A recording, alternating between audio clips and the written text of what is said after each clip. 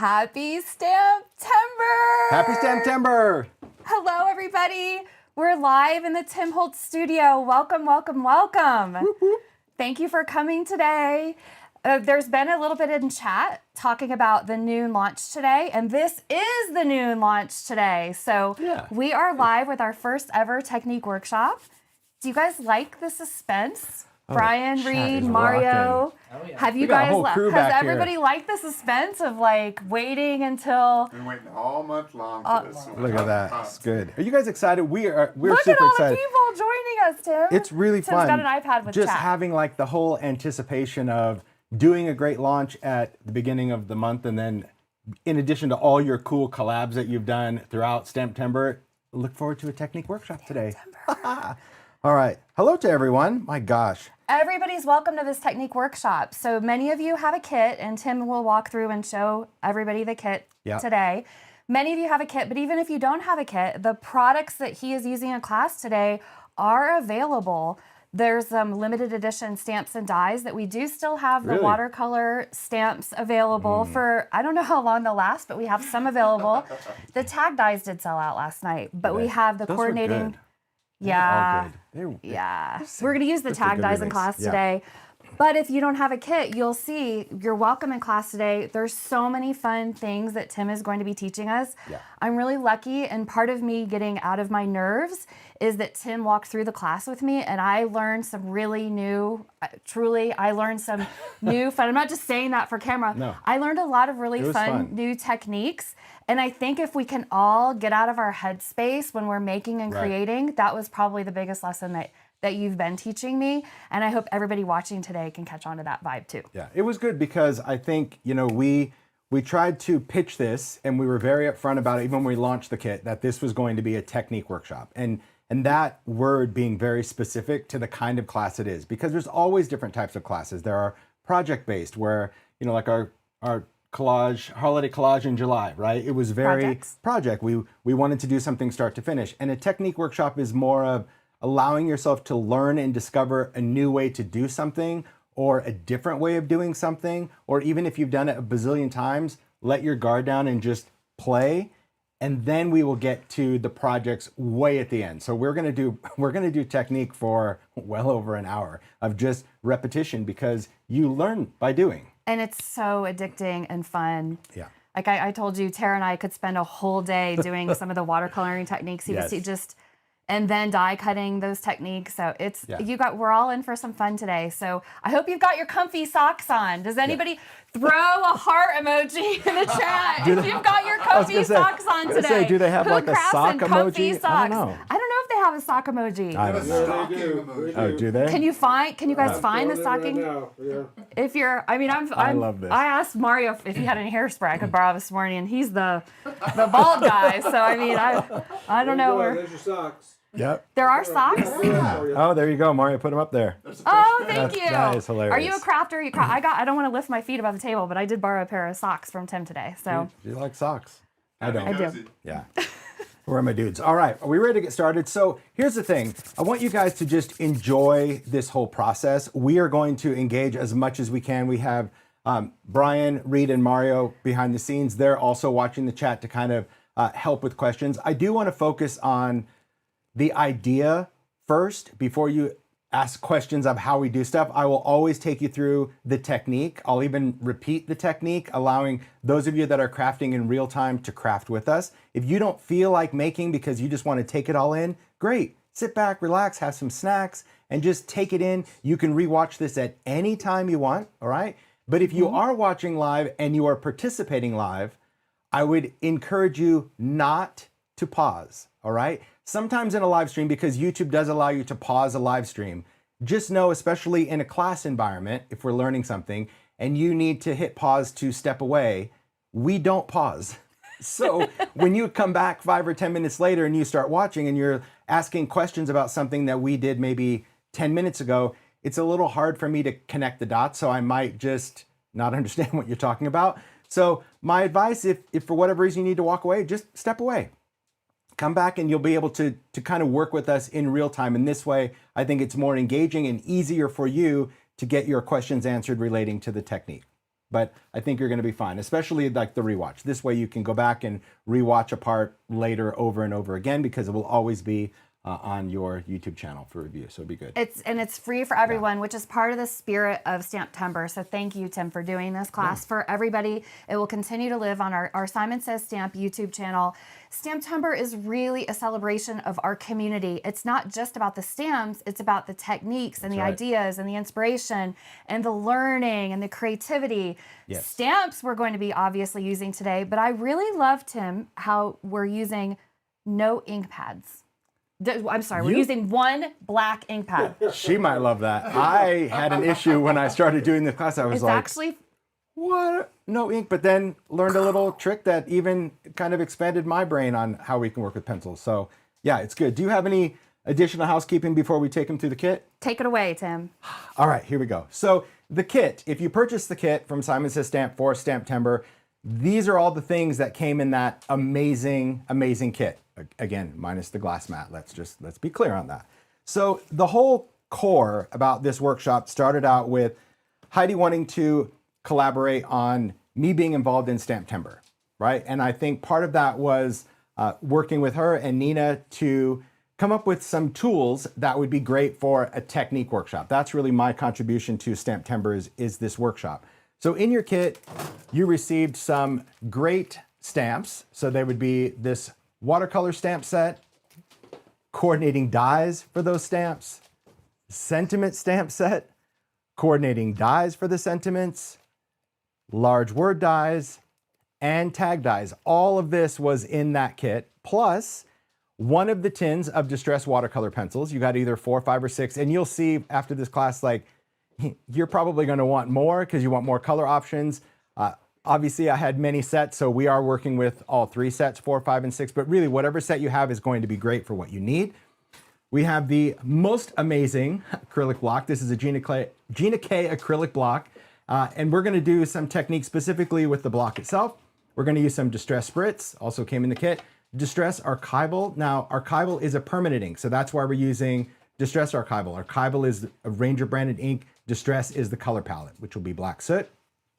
A little glossy accents, the cutest little jar of rock candy, because let's face it, we love rock candy glitter, but we only need a little bit. So we asked Ranger to actually custom package this for the kit. So they put it in this little glass vial. So you have it, you can refill it, which is wonderful.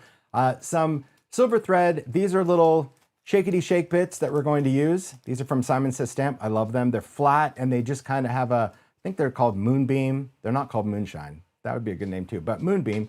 I think that's fun. There's some adhesive. We've got large squares that are thicker, small squares that are thinner. We've got some strips. Then we've got some tools. And I'll talk about like how to fill them if you haven't filled them, but we've got a water brush, a mini mister, a couple of brushes, and then we've got a whole pack of different kind of papers and things. One panel is pre-cut. We will use that at the very end. So if you're crafting along, there's stuff that I would just recommend kind of getting out of your way when we start. You're gonna have a whole stack of Distress watercolor cardstock. So you'll have 5 half sheets of this. This is a great watercolor cardstock, but if you don't have this because maybe you didn't get the kit, use what you have. Use whatever watercolor cardstock you have or try with the paper you have. I like watercolor cardstock because it just really lends itself best to the technique that we're working on, all right? Then of course, black cardstock. You'll see what we're gonna do with that. An envelope because, well, in the world of Heidi, you must have the token envelope in a card kit, and I appreciate that. I love that.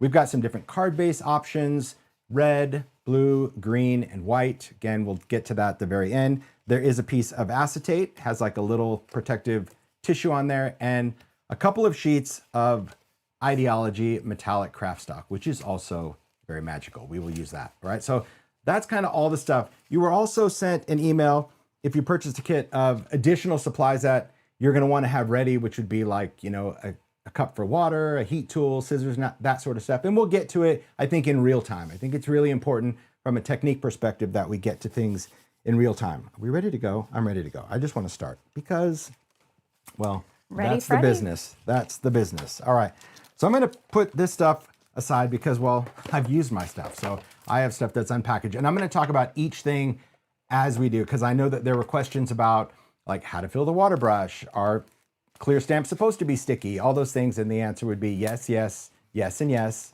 and yes. Okay. Let's see. Where do I want to go with stuff, Heidi? Like, that's the thing. I don't want to totally get rid of stuff because, look, in the true mind of a maker, out of sight, out of mind, I will lose it. But I'm going to put stuff onto the side. I'll be able to find it a little later. Let's see. I'll put that over here. Okay. We're good? Ooh, yeah. We have our little microfiber.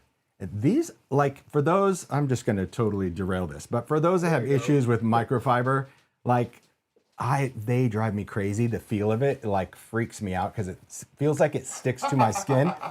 But honestly, like, I've learned that if you wash it, a microfiber cloth, like, it loses that weird clingy. It still has a weird feel, but not as gross. Yeah, and I also like the ones from Simon Says because they're black. So even though we've used them and they're actually covered in mucky color, you can't tell. So I do like that. So, but you want that. That's going to help clean the stamps. If you don't have that, use whatever you normally have to clean stamps with. All right, let's kind of get into the basics and we'll talk about technique.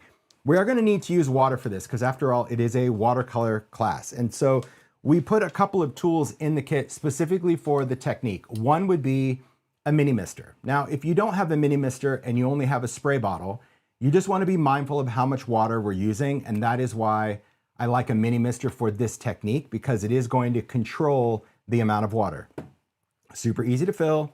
Just unscrew it, fill it with some water, probably fill it just above the R or not quite to the top because when you put the lid on, like, water will go everywhere. Not a problem. Does it have to be distilled water? Good question. Heidi learned that yesterday. It was true. Like, so here, I don't know if this is for the rest of the world, but like in Arizona, our water is just water from the ground. And if you have tools like a spray bottle, a water brush, anything that holds water for an extended amount of time, meaning, you know, when you fill a sprayer, that water might be in there for months. I found that if you use distilled water in these tools, the plastic doesn't yellow. Like, because I know that, you know, this bottle will turn yellow after, I don't know, 6-8 months with the water being in it. I don't know what it has to do with, but not that you have to use it. Yeah, you don't need to use Fiji water or Evian or anything fancy. Distilled water is fine. You could get it at the grocery store in a gallon, but that is really what I use, and that's what keeps everything clear. But if you don't care, I don't care. You do you, but that's what we do. So thanks, because she's like, yeah, she doesn't care. I'm like, I like that it's clear. Tim does things the right way. Another thing, if you like doing techniques with the mini mister, get yourself like just an empty bottle, like a flip top. It could be a travel bottle of any kind that has a little spout. It's just a much easier way to fill a mini mister because it's got just that little opening. So it's just super quick to do that. I would recommend that. Or, you know, because again, this is filled with what? Distilled water. Yeah. Okay. I love that. Okay. This water brush, every water brush is different on how you open. This particular one is actually backwards than what you would think. So, you know, normally it's like, I don't know, righty-tighty, lefty-loosey, something. This one you actually open in reverse, but you just unscrew it. There you go. Ooh, look at this close cam. Oh, yeah. This is nice. I like this little close-up cam. All right. So this one, it just has an open barrel that you can just fill it with water and then you screw this on. And when we use the water brush, we'll talk about that. We'll talk about like how we use it, why we use it. See, look, I can't even, because it's so backwards, but it's good. It has a nice detail tip, and that's why we wanted to put that in and get that in the kit for you guys, all right? So as we go through, we're gonna go from the basics to beyond, and I want to encourage you as a student, okay? Sit back, take a deep breath, enjoy the process. And it was so fun to watch Heidi experience this because, you know, as a stamper, if you've been doing stuff for years, there is kind of that, a lot of stuff is very automated, like how we do stuff, you know, how we ink, how we expect the outcome to be. And I want you to forget all of that. I really do. I just want you to like hit record on a whole new theory in stamping, because I think that if you trust the process, you will enjoy the outcome so much more. Okay. So let's go. Let's take you through all the magical, wonderful things. I'm going to put stuff over here. If you hear me clinking around, that's just me just knocking stuff around. Okay. So we're going to work with watercolor cardstock for this. And watercolor cardstock, distress watercolor, has a smooth side. I'm going to actually show a close-up if you don't mind. Yeah, absolutely. Thanks. We've got a smooth side to this, and the other side is kind of bumpy texture. There we go. Can you guys see that? There we go. See that little bit of texture? So when you're working with this, it is important that we are working on the smooth side every single time. Why? Because we're stamping. And when we're stamping, we want to have detail, and it's going to bring out the best detail on a smooth surface. If you want to just try stamping on the bumpy side, go ahead, you'll see the difference, but smooth is going to be best for this, okay? That's what I really like about the paper. We're going to do different things with this cardstock, but my suggestion before we get started and you kind of lose track of things, one of those 5 sheets, just put it aside. So you're not tempted to use it, right, Heidi? Yes, because I was very tempted. Because you kind of get in the groove and you just start taking paper, and before you know it, you're like, oh, I'm out of paper. Yeah, it is addicting. It's good. Okay, so I'm going to turn around here and just grab my stuff and just kind of show you. All right, so these are the stamps that I've been working with. We're going to do the watercolor set. We're going to focus for the first part of the class just on this stamp set, okay? Just using all of the watercolor elements. If you've never used clear stamps before, yeah, you kind of hear that. They're sticky. It's just a photopolymer. That's what it is. That's what they make grip mats with. So it shouldn't surprise you that they're sticky. And that is perfectly normal. You can ink them.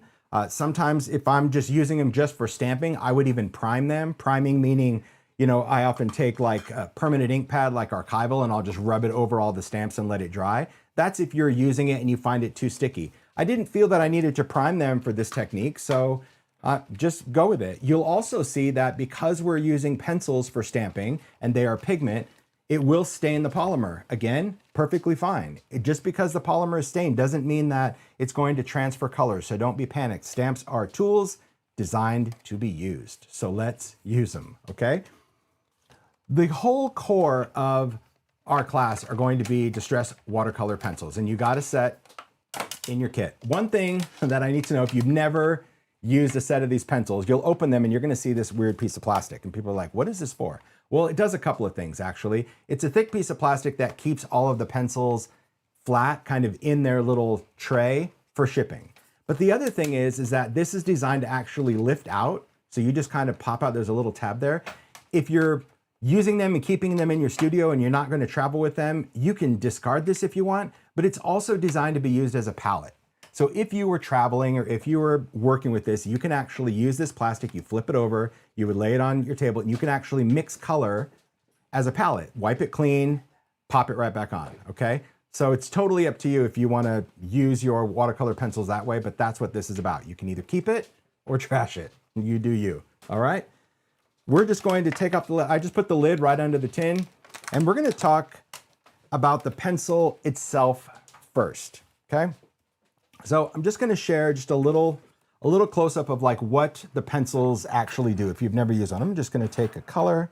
I know Heidi's sitting there going, I want to start stamping, right? I don't blame you because you know how much fun it is. All right, so let me just show you up close like really what a pencil is. So first of all, this is a full stick of pigment.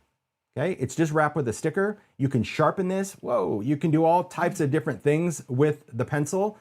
You can draw a line. We can shade. We can go in and literally color with it. Okay, and like I said, you can just use a pencil sharpener to actually sharpen it if you want. We're not going to do any of that in class, but I just want you to understand really what the watercolor pencil is for. It is for everything that you would do with a colored pencil, but this is reactive with water. And what that means is that even though it's on the paper, if you go in with water, and I'm just going to take my water brush, I always like to prime my water brush just on my hand because I can feel when there's water. I don't like to, you know, squeeze it out on a paper towel. I can just feel that.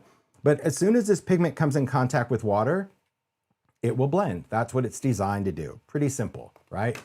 We're not going to really use it this way today, but that's the gist of pencils. Mostly when people see like, oh, watercolor pencils. And I'll admit, I'll just show you my pencil sets real quick. My pencils, they're nice. I have all of the sets. I have all 6 sets of distress watercolor pencils, and I have mine organized by color because when I work with them, I just open up the tins, I put the lid underneath it, and I line them up in front of me in color order. So this way, when I'm working with it, I can actually pick it up. And really, I put them upside down, which I know is weird for a lot of people when you're working with it, because I find that if you just touch the tip, it's just easier to pick up. So I'll normally like touch that with my finger and then pick up a pencil. But as you use them, they'll get shorter and they're easier to grab. But that's really how I keep my whole palette. for us, we wanted to we're going to mix these up, and Heidi and I know it's going to be a disaster. But for this technique, you're going to see the pencils will become very messy, okay? Almost like sacrificial pencils. You will not ruin your pencils with this technique, meaning we are going to be using them wet. Once they dry, they're back to pencils that can be sharpened and all that. So I don't want you to think that, oh, I don't want to do this technique because it's going to ruin it. It will make them messy. This is a sticker. You can clean this off. You can wipe this off with a baby wipe or a wet paper towel, and you can get them somewhat newish again. But hopefully if you like this technique, and you have the budget, you'll say, hey, I'm gonna keep a set clean, which is what I have, and then I'm gonna keep a messy set. It just really depends. If you're gonna use them that way, that's what I would encourage. But don't think like it's either or, because they will dry back out and you can sharpen them and do all the things. I put them on sale, Tim, for in honor of your live. Thank you to Ranger for working with us on that.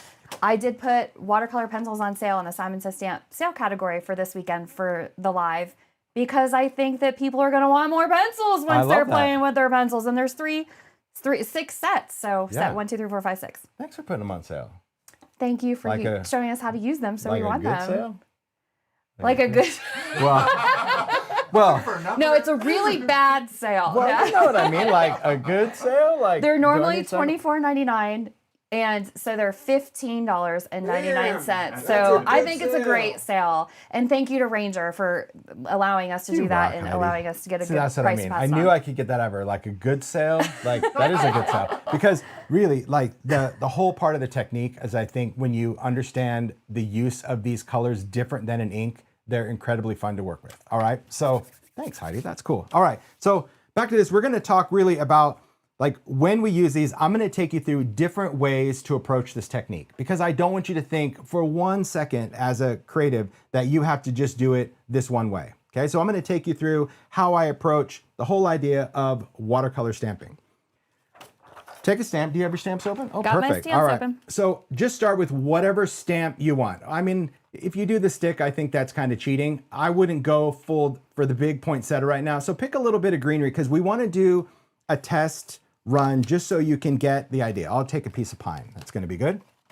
Now, here's the thing to note that's really important. When you work with this block, there are etch lines on one side, and it doesn't really matter which side you use for the technique, okay?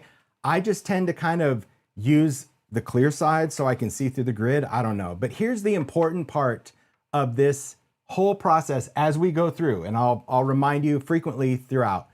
These stamps, because they're polymer, they're very flexible. So when you place them on a block, you almost want to just like drop it onto the block as it is, or drop it down onto a piece of paper and pick up the stamp with the block. Why am I saying that? Because we have coordinating dies, exactly. And so if you actually try to position your stamp, to like fit on the block, like holding it, you may give it a curve or a bend that will not line up with the die, because the die coordinates with the stamp as it is. So if you just drop it down, it's going to be fine. Or if you set it on the paper and pick it up, that's just something to be mindful of, because when you go to cut them out later, you're like, oh, this isn't lining up. That would be why. Okay. So this first one I like to call sketch watercolor. And sketch watercolor is a watercolor effect that's going to give it more of a sketchy look. And again, I'll show you exactly the detail, and then it'll give you time at home if you were working with it to give it a whirl. Okay, there we go. All right, they're getting their shots in. Okay, here we go. So for colors, just kind of pick a couple of colors that you want. I'm gonna go with some greens, and I encourage you again and again, right, Heidi? I encourage you, if you have other pencils in your stash, right? Other distressed watercolor pencils, and you can choose multiple options of a color, do that. But if you have one set and it's your first set that came with the kit, don't be discouraged. Don't be disappointed that you don't have 3 different greens. Just use what you have or what's in the kit. What did you choose, Heidi? What colors did you choose? We're sharing. Greens. I don't think it even matters what the colors are. You just choose green. I just chose random greens. Greens, and I chose a little brown. So okay. There you go. Oh, pretty. Okay.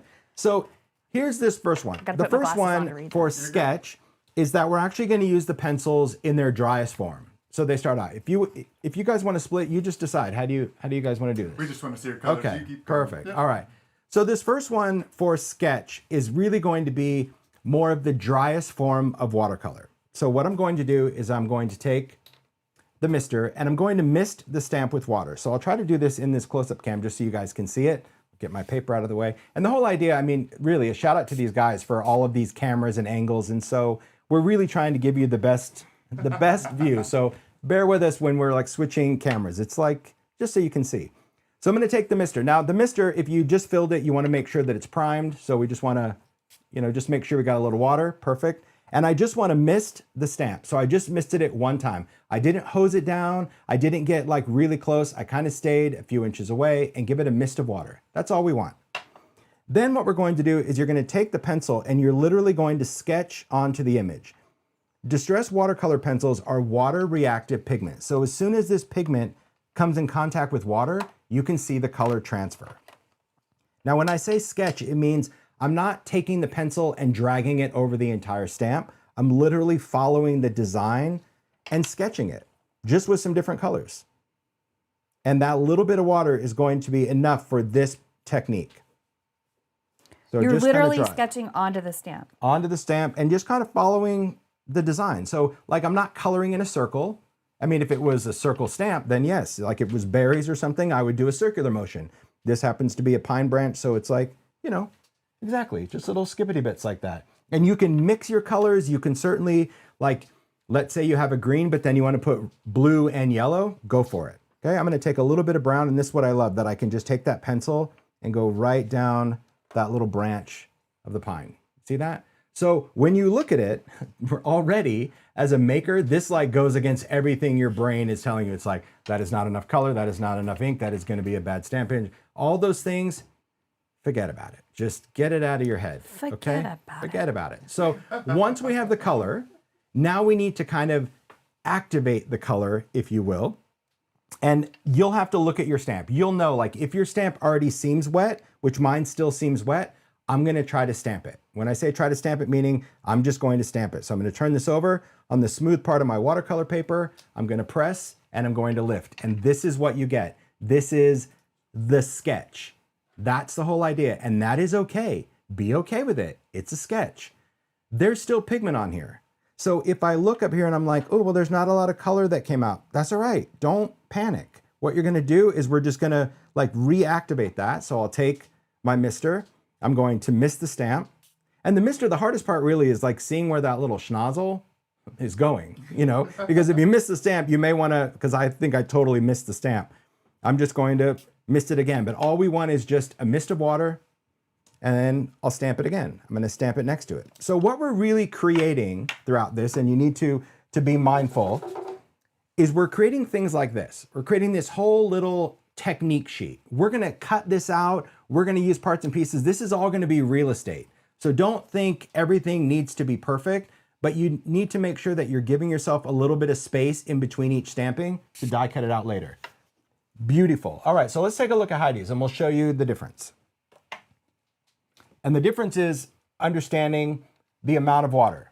So if you use more water, you'll get more of that flow, that watercolory look. If you use less water, you'll get the sketch, okay? So it's not that you did anything wrong, but if you're looking for more of a line art, it's less water. But we're gonna get there as well. So the beauty of this technique is you cannot screw it up. You can't. You're just gonna get a different effect. So yeah, try to just stamp that without water and see what you get. Without spraying it again? Absolutely. Okay.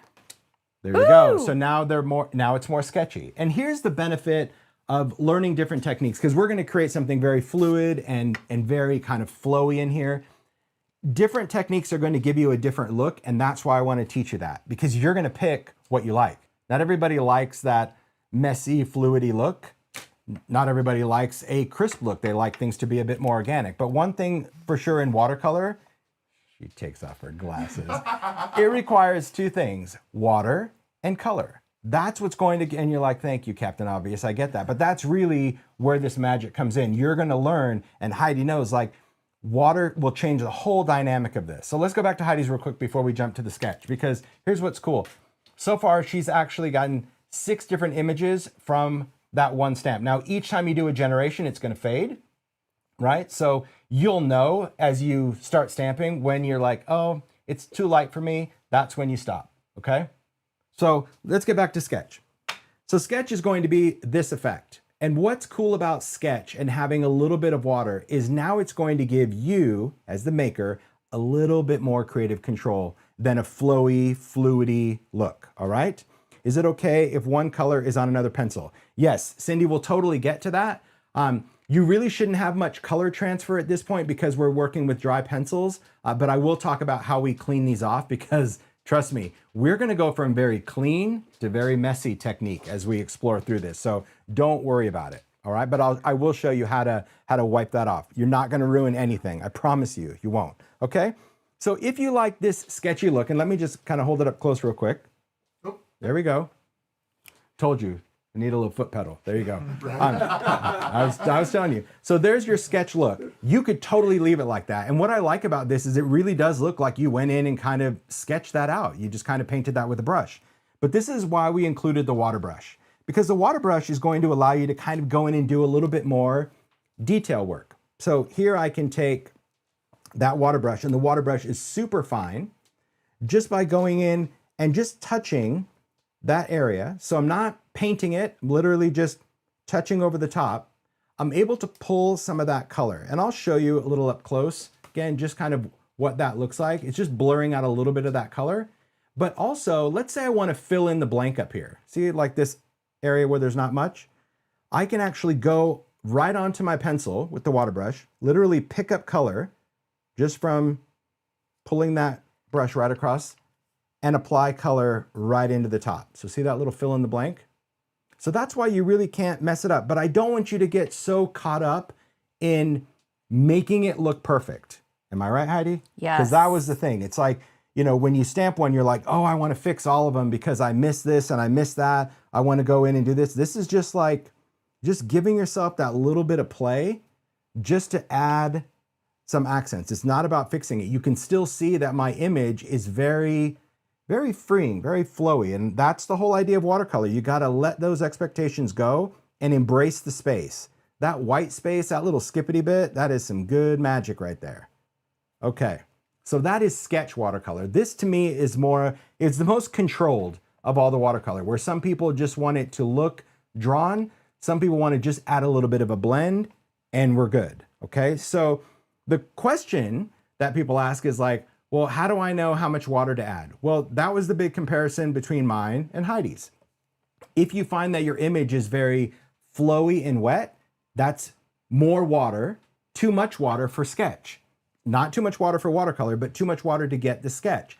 So if you want to get this effect, you're just going to dry off the stamp and start over. One mist of water, pencils, stamp it, okay? You don't want to hit that color again with water. We've already applied. The reason we want to mist the stamp is to get those pencils to actually transfer pigment, okay? Once we do, stamp it the first time. You may want to mist it to stamp the second time, but the first time we don't need to add the extra water, okay? And yes, you can do this with red rubber, and we're going to talk about other stamps at the end of class as well for those that have it. But it works with any kind of stamp. Now we need to clean this. So cleaning this is why I have another sprayer. If you just have a mini mister, totally use the mini mister. You'll just need to fill it more. But all we're going to do is just spray the stamp with water and get a pretty good amount of water on there because it's pigment. Take your cloth, scrubbity-doo, just wipe off that pigment, see? And you're ready to go. And the only reason we want to do that is because the pigment is not an ink. You know, the pigment is actually a really intense colorant, and it might sit in those little cracks, and if you don't clean the stamp, then the next time you go, you're gonna have way, way too much of a color that you don't want. All right, let's check in with Heidi because I see you did it again like a true star student. Just rocks my world that we do the class and she did it, and it's like, you lead those classes. She's so vain. I will break her of that because look, hey, we got glasses, and she got some like Mario flashy gave specs. me these. I Thank love you, Mario. those specs. They're so good. But what's cool about it is that, again, this is what this is all about. It's about creating a test sheet. So if this is what your first one looked like, where it was wet, knowing what you know, she knew that the next one, like, okay, not so much water. And that is the perfect sketch where it's not as saturated or filled in as this because it shouldn't be, not for this technique. And we're gonna do other techniques. So you might say, well, I like this better. Excellent. Then you're gonna love the the next bit. But this is very cool. So now go in with your water brush and just, you'll see, it allows you to pull some of that color that's there. You're not trying to repaint the whole image. It's just allowing you to just blend a little bit of color in there. And I think that's the magic. That's kind of the secret of this technique. It's so cool. Or adding another color, you know, adding a little touch of this. But see, that's perfect. So it's still sketchy, but now you blended it. And I say sketchy in like the best way. Like it's still sketchy, but it's still like really good. Well, one of my favorite pieces of advice that you gave yesterday, Tim, was just to add more colors to my stamp, like a brown, a yellow, a blue, a green is what I actually ended up using for this. It's like, it's more interesting when you add just on the stamp. I love how it turned out that way. Because we were tempted, it was like, oh, we need to use all the different pencils. And it's like, no, just let's use what we have, because you can mix those pigments and that's what's going to create the effect. Now, sketch watercolor, now that you know about it and understand it, it's probably the least favorite way for me to do a technique, because I'm all about movement, flowy watercolor. Okay, but I wanted to show there is a way to control color with pencils. Now we're going to totally lose control and enjoy the process. Are you guys ready? Buckle up. I love it. Okay, so for this, and this is what I just call stamped watercolor, because this is what we're doing for really the bulk of the next bit of time. You're going to need some water. Okay, I just have mine in a little jar. Doesn't really matter. This could be sink water because this is in glass. We're gonna dump it out. But you want something that we're gonna dip the pencil in water. So it could be a little portion cup, it could be a jar, it could be a mug, whatever you have. But this is going to totally change the dynamic of how we use the color. And I want you to know that. So before you do it, I would suggest watching this in its entirety and then giving it a whirl. Okay, you ready? So I'm gonna pick a different stamp. I'm gonna actually pick that. This was one of Heidi's favorites that she did. So again, just a reminder, when you pick up the stamp, either drop it on the block so it keeps its shape, or if you're not sure that you can drop that on there, you can just put the stamp side down. Look, there's even some red residual around there. And then just tap to pick it up on the block. As long as we keep that in its shape, you're good to go. You guys all right with that? I'm watching the chat too, so I think that's important that you kind of get it. All right, this is ambitious. Now I'm going to tell you right now, I can see that there's some muck in this stamp. It's not clean enough, so I'm just going to clean it. The cool thing about the pencils is even if these pencils dry on the stamp and they dry a month or a week, it doesn't matter. You can just go back. They will always re-wet with water. This is a water reactive pigment. So see, I was able to kind of get a lot of that muck out of the stamp. Okay. So here's this one. This is super important. It's a new technique, so we're not combining stamps or sets or steps. There we go. Here's what we're going to do. We're going to take some colors. I'm going to pick a few more colors too. I like that. And I'm going to share, Heidi and I, we already know, we just reach over and grab and share whatever we want. I'm just going to pull out some different colors. That's why I said, could you throw them back in the tin? Yes. Will you? Probably not. Okay. Here's what we're going to do for this technique. Are you ready? Let's get a little close-up if we can, guys. Yep. Just want to talk about how we apply the color. And I'll try to work to the camera. It might be a little challenging, but I think you'll be able to see it better. We're going to dip the pencil in water. And that's just a dip. We don't need to put it in there. We don't need to swirl around. We don't need to hunk and dunk. You just dip it in, okay? When you do, though, I'm just going to try to bring my hand over. You're going to get a drip of water on the tip of that pencil. Can you see how like it's rounded? Okay. What we want to do is actually touch that pencil onto glass to get rid of that drip. That's what I like to do, because I find that if I touch the pencil right to my stamp already, it just goes. It flows way, way, way too much water. So every time I dip the pencil, I'll touch it on my glass. If you don't have a glass mat, maybe you have parchment paper or a craft sheet, just touch it off the surface. You don't have to touch it on a paper towel because we don't want to actually pull all the water off of it. We just want to get rid of that initial drip, okay?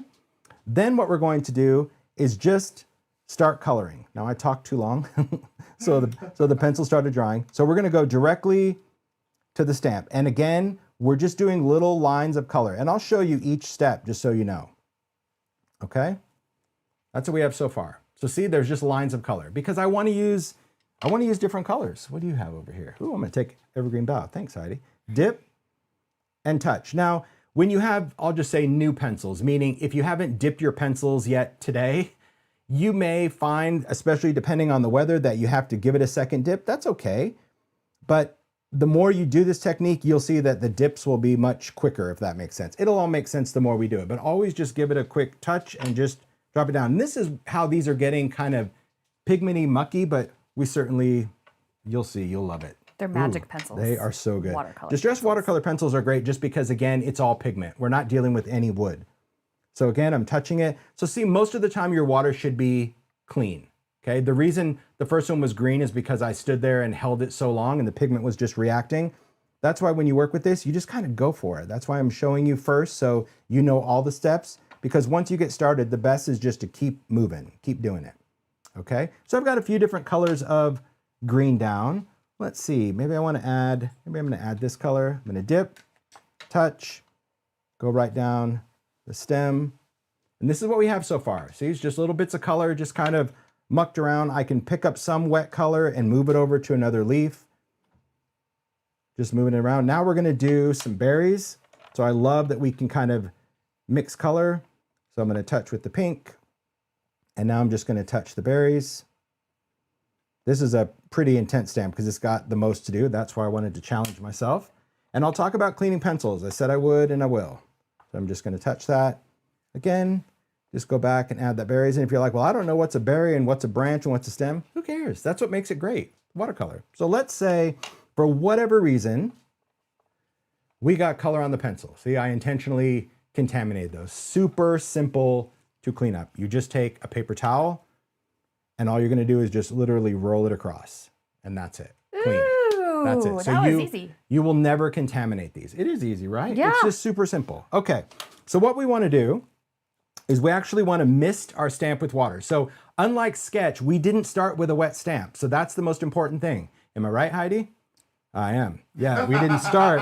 But no, here's the thing. And I'm not poking fun. This is the great thing about makers because she caught it. Because as we were doing this technique, she's like, why is mine just like a soupy mess? Like when I'm dipping the pencil and I'm touching it and the color's going everywhere, I'm like, because you're starting with a wet stamp. She goes, oh, that's right. I go, different technique, dry stamp. So it's kind of reverse. Now I'm gonna mist this. So I wanna mist it once, maybe twice, just that's gonna be fine.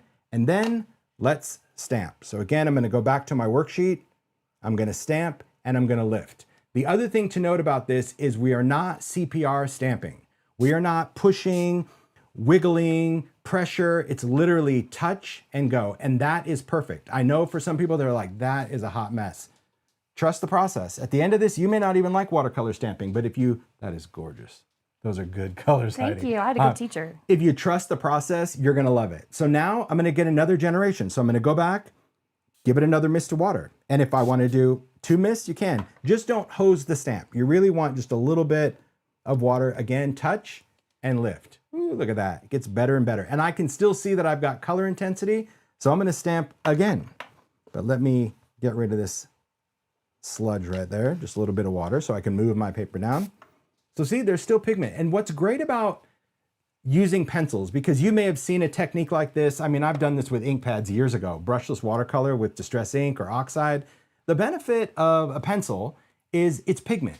So you get more intense color longer and you don't make as much mud because dyes are translucent. So when you have a lot of, like if you put 3 or 4 colors on there, as soon as that red touches the green, it's gonna make brown. But the pigment of the pencil maintains its color integrity a little more. Doesn't mean it will never become mud. It just means that you get much more, especially like looking at Heidi's where she's got the blues and the greens, they're maintaining their integrity. Like even for each generation, it's not just all mixing to one color. It's losing its intensity a little bit, but it's still maintaining it. So that's the best part of stamping. And people say, well, how many times do we stamp like this? Well, as many times as you want. I haven't reapplied any pencil. No. And look how vibrant this is. It's intense. And you can control the water. If you're like, see, like I love this drip because now that could even be like a feather instead of a pine. You know what I mean? Like it's, when you start letting yourself explore watercolor and enjoying the process, you've got it. Now, the other question is, well, can I reapply color? Okay, my advice is if you're going to reapply color and you want to reapply in a certain way, I would just start again. Meaning, just pick another color. Don't go back and say like, oh, I don't like where that's kind of muckied up. I want to go in and just clean it up. There's really no need to clean because you can see the color is still on your stamp. It just is what it is. And so to try to go back and color or say fix it, it's better just to start with a reapplication of color and get a whole nother image. Because to me, all of these images are great. And I'm telling you that even as a student, please trust it. Okay, please trust the process because you have to get over yourself. Less judgment, more creativity. You never showed them your bin. No, we'll get that. Okay, not now. Not that bin yet. Let me just not yet. Yeah, see, I know, not yet. She's gonna want to get there, but this is what I love. The excitement of Heidi is like, this is why I love doing class with her. When I was teaching this, we were having so much fun out there. You'd think we were like a party of 100 people, and it was just us like laughing, and because the process of this is so great. But I wanted to just start with the technique, and we are gonna do that next, by the way. Okay. But I wanted to start with the technique because you have to rip off the Band-Aid. Like when we started the class, you just sat down, you started stamping, and I'll tell you, her expression, she was just not having it at first. She's like, I'm like, you're gonna be okay. Trust the process, and there's nothing wrong with that because I think anytime we learn something new or haven't done something, we have different expectations, right? We expect it to look that way, and then when you do it, you're like, God, this is a hot mess. But then it's so worth it. Because you forget about it. And at the end, she threw nothing away. Even the ones where she didn't like it or thought she messed up, she threw nothing away. And that's what we're going to show you, like the whole goal and what we're going to end up with at the end of the process. Okay? So that now would be a great time. I'll move this out of the way just to kind of bring stuff in, just to show you what we did yesterday and what we're going to end up with. Okay? Remember, yours is behind you. Yeah. I'll bring in those too. Okay, you got your stuff? You want people to see what I did? Of course I want to see what Heidi's going to do too. Gosh, that's half the fun. All right, we're going to do side by side. So this right here, and we'll go to each one. We can show one at a time. Actually, we'll take turns. Let's do Heidi first. Let's do Heidi first. Okay. What we're going to end up doing is we are creating elements. Okay, we're going to do a lot more stamping now. So I just wanted to kind of get your feet wet of what the technique is. I'm going to repeat this technique again and again and again with so many different images, talk about different color blends. Then we'll go in and die cut them. So you have embellishments. Then we'll add some glitter and sparkle, and then we will actually make with it. But the process of compartmental making is allowing you to do, this was our favorite one. That's your favorite one as well. Allowing you to do the technique again and again and create these elements. And I think for the holiday season or anything else, like it's awesome. Like, and I created a whole tray. Now this wasn't just yesterday. It was actually 2 days. It was yesterday and the first day that I started. I just had a blast just doing all your colors. And you can see that even the pile of images aren't the same because maybe it's a different generation. Maybe it's a different color choice. Like maybe I wanted a blue-green pine and a sage kind of pine and a peeled paint kind of pine. You can change it up and you can make whatever it is that you want. But the beauty of learning this technique and doing the repetition is I have an entire tray. And when we go to make, you're going to be able to make so many cards, so many tags in no time at all because we're going to have pieces. So let me share what we're going to end up making with these elements at the end. It's going to be a while before we get there. So it'll be a while, but it's still going to be fun. We're going to end up making one of these cards. It's going to be a card of your choice, and I'll get more into detail when we actually do it, a little shakety shake. But you can see that each of these cards are very simple, but they use one of those elements or maybe two of the elements, depending on what you're going for. And even like this was one that I did yesterday where the poinsettia was like not so great. And you could do a split cam because Heidi did a poinsettia. And was that the one that you didn't first like, but then you loved? Because she's like, I don't really like that it's like dark and light and she's trying to blend it. And then at the end, she's like, that's my favorite. And this one, I really didn't like because I'm like, oh, it's kind of washed out like my reds. But to me, it looks pink. So I love just how these images completely transformed when you actually put it all together. Like the judgment's gone. But in the moment, it was like, oh gosh. But when it's done, it's great. Then we've got some tags. Heidi did a tag. I've got some tags as well. We're going to use the tag die. We're going to also learn how to create these cool backgrounds. Believe it or not, these backgrounds are not done with ink or spray. They're done with pencils. So we're going to learn about creating some cool backgrounds, but not for a while. But again, it's using those elements that we've stamped, cut, glittered, all that, just to build stuff. So the build will be the very end, and it's just going to be, it's going to be a lot of fun. Joyful. Right? Just to, yeah, exactly. Joyful. I love that. Just to give you an idea. So let's get back to stamping, because at this point, if you've got your kit and you've got your paper and you've got your pencils and you got your stamps, then you need to get to stamping. So let's review our stamped watercolor. There's still another technique that I'm going to share, but not for a while. I want you to get your feet wet. Okay. So we're going to keep working on the paper. Now, if you've already filled your sheet, grab another one. Okay. As long as you've got one sheet set aside, that's going to be for the end. I want you to just kind of keep working, keep creating a worksheet. So let's just do it again. I'm going to pick another stamp and we're going to play for a while. We're going to do this really probably for a good while. So if you've already seen it and now you want to take a break, excellent. I'm just going to repeat the steps because, well, repetition is key for this. Again, picking the stamp, placing that down. Go for it. Yeah, what do you got? While you're doing that, there's a Yes. question about the trays. Where can they get the trays? Oh, Reed, thanks for bringing that up. Yeah. So many people asked for these trays during the last class that we went ahead and sourced them and have them available at Simon Says Stamp now in That's two cool. different sizes. So if you search white tray, it comes up as new products on the website. Cool. And because I love the watercolor cardstock so much, and I tend to use more than is suggested because I just kept going. I ended up, if you guys look at the sale category, I added last night or this morning, I forget, it all runs together. I added the watercolor cardstock on sale as well. So you guys can stock up and have fun on that. The watercolor, the Tim 8.5 by 11 Ranger Distress watercolor cardstock, which is what we're using. So you get 3 packs for a sale price because you don't want to be, without paper. You're rocking the sales. You did sales yesterday in ideology too. That's so awesome. Well, I You're think just there's so rocking many it. people watching, and I don't want price to get in the way of them trying new things and stocking up. You're Now's amazing. the time. We got a big creative season ahead of us. So should I be doing what you're doing right now? Yeah. So this is Now just this start is where stamping. you're This is taking playtime. the pencil and dipping it. Yep, this is the dip and play. So the thing to remember, like for example, this one, I use it obviously in my last stamping. So you notice like it's really kind of wet and soupy.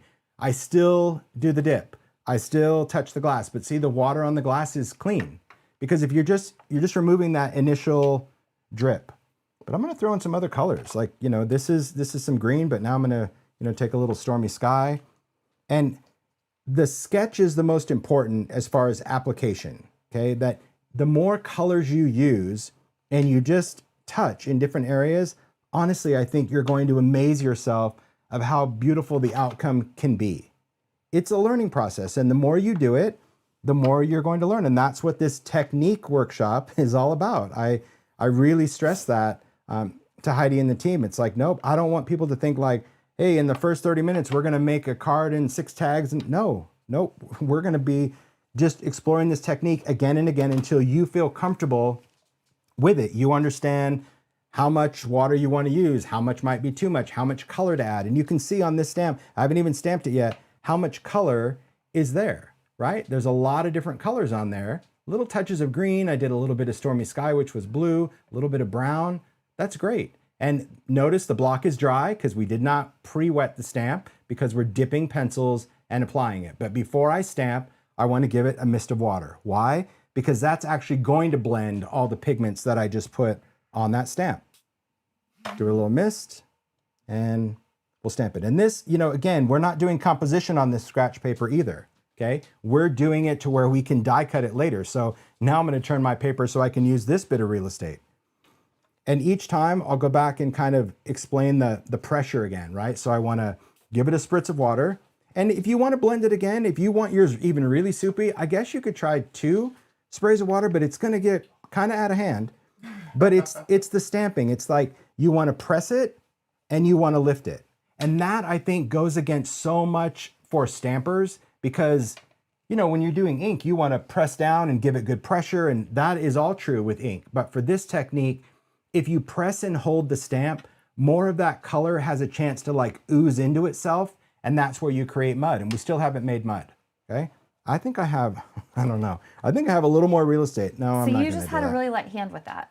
You just press and lift. And so try that. The whole idea with this class, you guys, is to create these worksheets. We're gonna cut elements out of this worksheet, so not everything has to be a masterpiece. If you don't like what you're doing, if you don't like what you've stamped or what you've created, just keep going. But understand what you don't like about it. It's too much water, the color was too dark, the whatever, because that's where you kind of learn yourself, like, okay, I prefer one spritz of water. Oh, I prefer, you know, 2 different touches of a color. Because even this, like that little skippity bit in Heidi's, like this little imperfection down here is not the imperfection. It's the beauty of watercolor. That's what we want.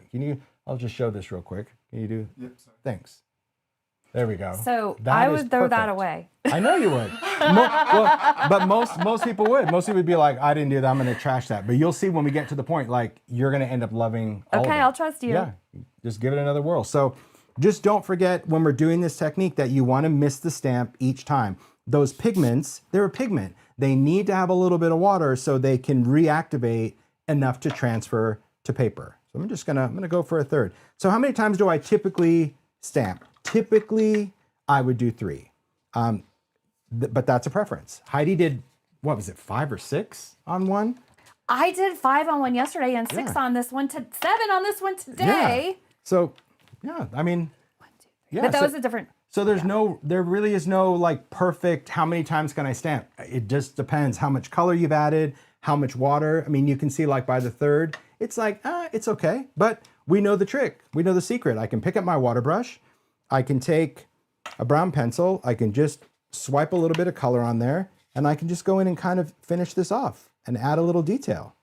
See, you can't screw it up. I know people are going to be fearful of screwing it up, but you can't screw it up. I want you to give yourself permission to play. Yes, trust the process. I see Sizzix is here as well. Shout out to Sizzix. Hey, Mary. Hope you guys are enjoying this. And I hope if you are crafting along that you're taking your time to play. You just don't judge every single thing you do, and don't change it after you've stamped it once. Okay. Like if you've stamped it and you're like, I hate this, don't just clean it off and start it again. Try to get at least another generation out of that one stamp, because you might surprise yourself. You really might surprise yourself with how these colors are turning out. And are you always using the same side of your watercolor cardstock? Are you always using?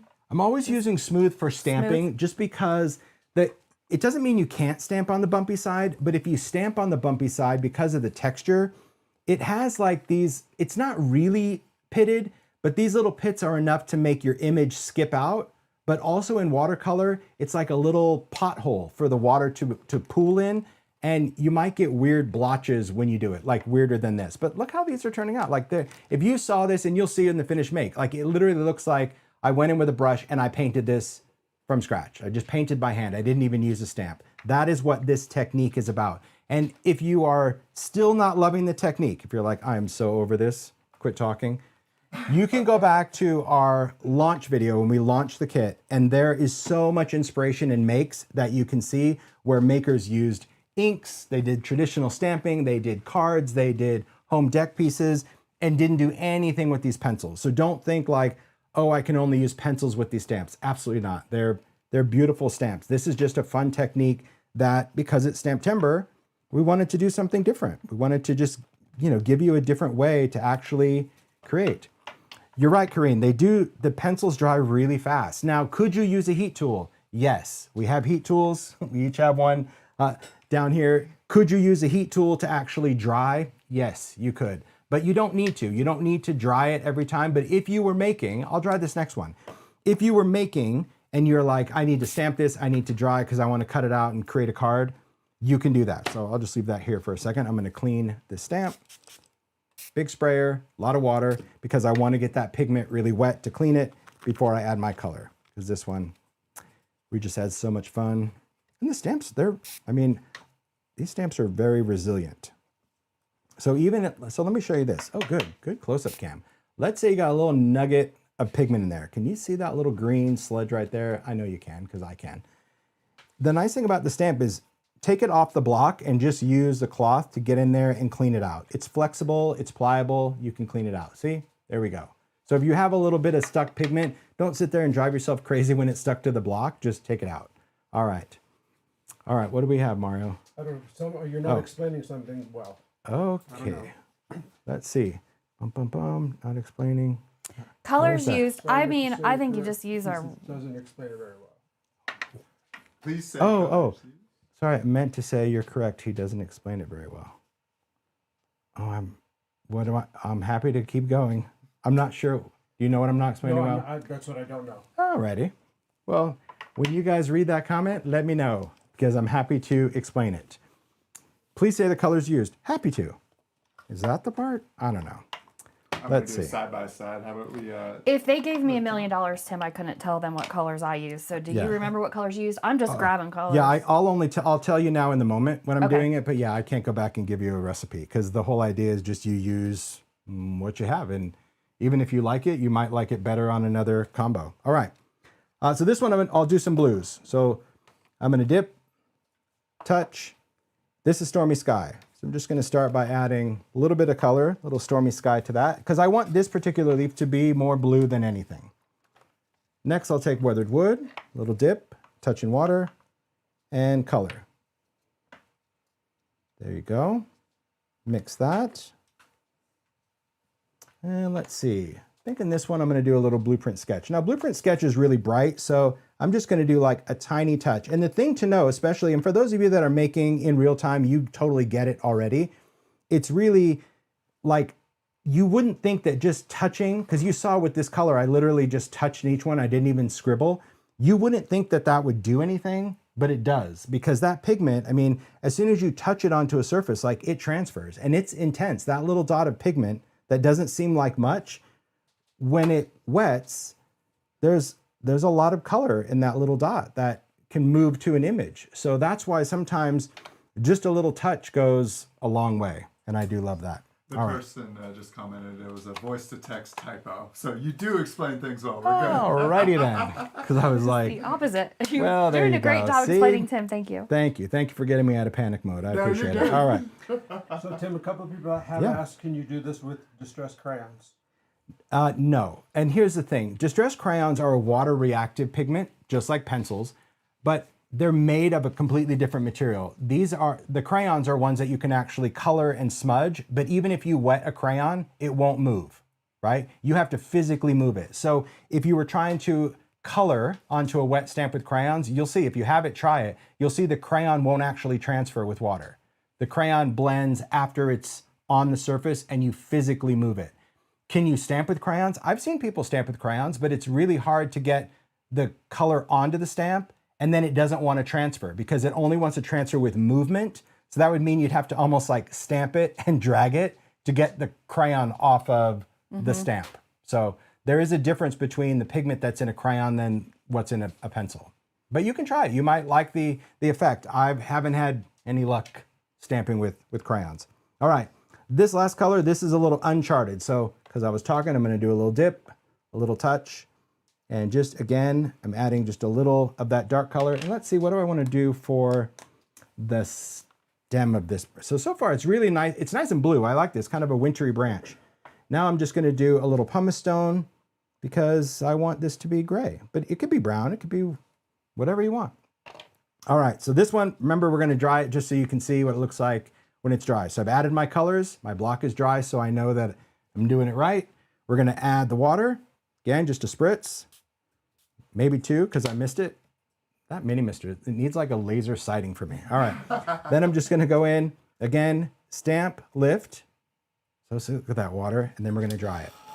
Now, I'm using a heat tool. If you only have an embossing gun, you can use an embossing gun, but a heat tool doesn't really blow, doesn't have a strong fan. But I'm just going to show you the difference, because now I'm going to stamp it next to it without drying it, just so you can see the difference. You can have a preference to that. Okay, get another little mist of water, and let me stamp this. All right. So what I find when you're drawing is that the outer edges of your image become a little bit more jaggedy. I think it's just because, like, if you look at the outside of this leaf, you see how it's kind of a little jaggedy? It's because typically when you stamp with the water, it just kind of flows. I don't want to get all woo-woo like it has energy, but it flows onto the paper. And so when you allow that just to sit and flow on the paper, it almost like smooths itself. It gives it a little bit more of a fluid look. when you dry it with a heat tool, it's still watercolored, it's still great, but you can tell that the color is just a little bit more intense because it wants to just grab exactly where the heat is making it dry versus flowing it in. So you can see like on the sleeve, see how dark it is on the outside? Because the color initially spread, it didn't have time, like on this one, to go back to the middle. So no right or wrong, just allowing you to kind of go for it. Can you or should you draw out your pencils with a little bit of the heat tool? I would not recommend that. Could you? I don't really know. I don't know the answer. Let's not try that today. I don't want to start a fire. I mean, but I can tell you that they're not waxy, so it's not like a crayon that will melt. But as far as air dry time, I would say if you give it like an hour, they'll be dry. But one thing that would help is if you wipe it off on a paper towel and get that moisture out, they would probably dry in half the time. I just don't know if I would use a heat tool on them because also this is a sticker. And so if you heat this up and you get the adhesive of the sticker gooey, it might come off of your pencil because this is designed to stay on until you sharpen it and you can actually just sharpen right through the label. Some people peel it off, but yeah, I wouldn't recommend that. Why did you heat that image that you just did, but the images that you did before you didn't heat tool? Someone asked about could we dry it with a heat tool? And so I was just showing you could, but here's why I choose not to. Okay. So again, it's all preference because sometimes we're under a time crunch, you know, where it's like, I got to stamp and I got to make, but hopefully I can spread the word of compartmental making because the more you just compartmentalize the process and the steps of stamping and making cards or whatever you make, even journals, and you have all these creative components ready to use, the more fun making actually is. And you'll see when we do the cards and tags, if you guys are creating along. I hope you just keep stamping. Like, don't wait for me. I'll let you know when we're ready for the next technique. This is about getting different stamps, playing with different colors. I would say, if you haven't already, hold off on the snowflakes. If you've used the snowflakes, don't worry about it, but I'm gonna show you a technique specific to these snowflakes.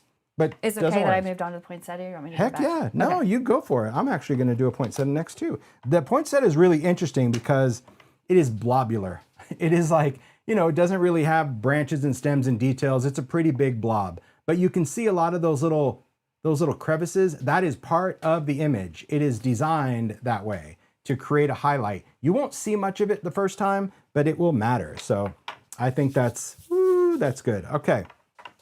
Let's see what, let me get this heat tool out of the way. I think I took a lot of your poinsettia colors over here. I'm hogging them. No, I love it. This is the best part. But this is what I was saying, like as a maker, I love doing this technique a lot on different stamps. You can even, I mean, we're going to talk, honestly, we'll talk more about stamps at the end of this, like different options.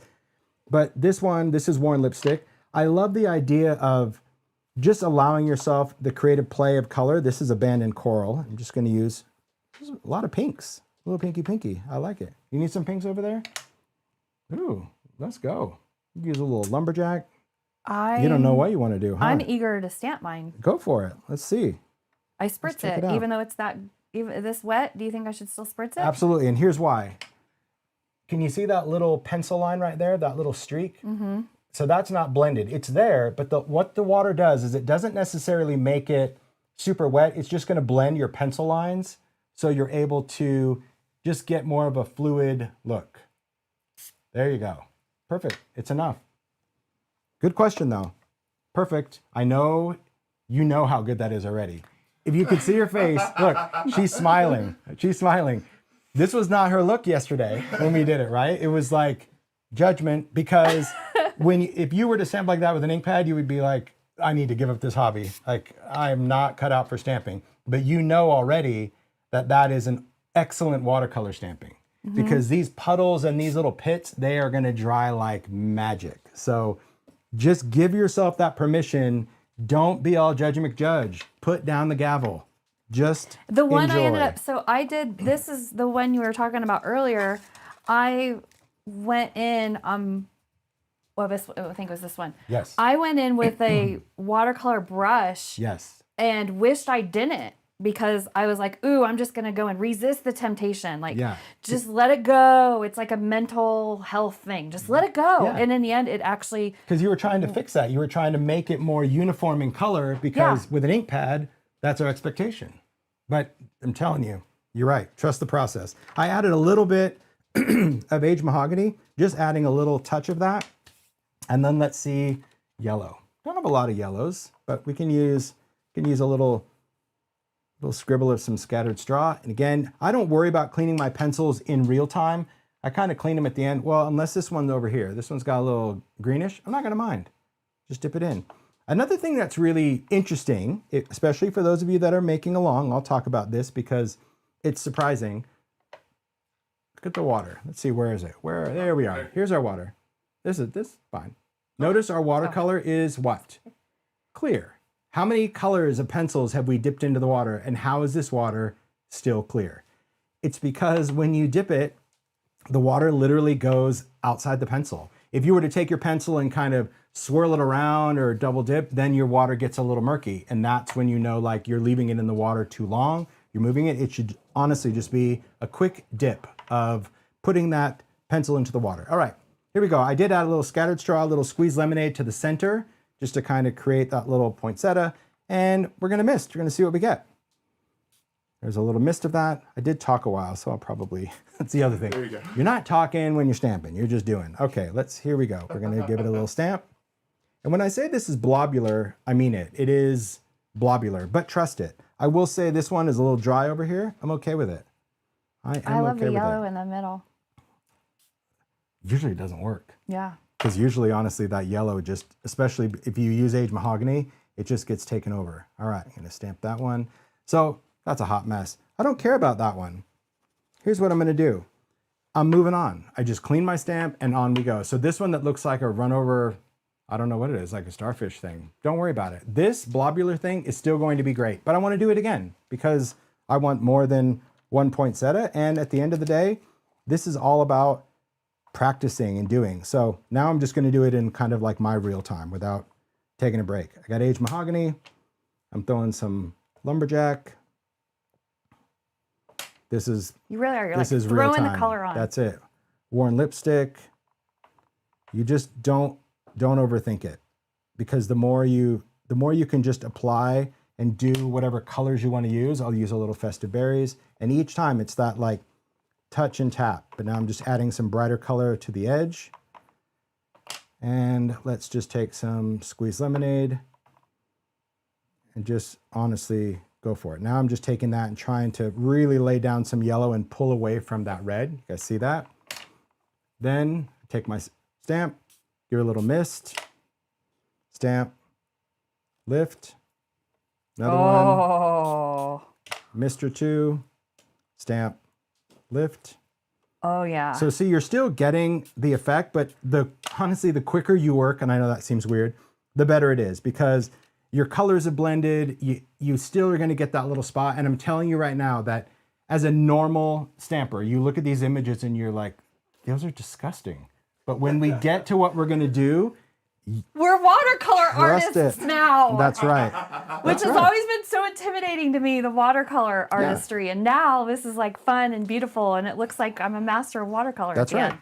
So let's keep going. We just want to keep going with a few other things and play with different colors. If you've done a lot of specific greens, play around with mixing some blues and yellows. If you haven't done any blues, give yourself some blues, because we're going to use all these for arrangements, if you will.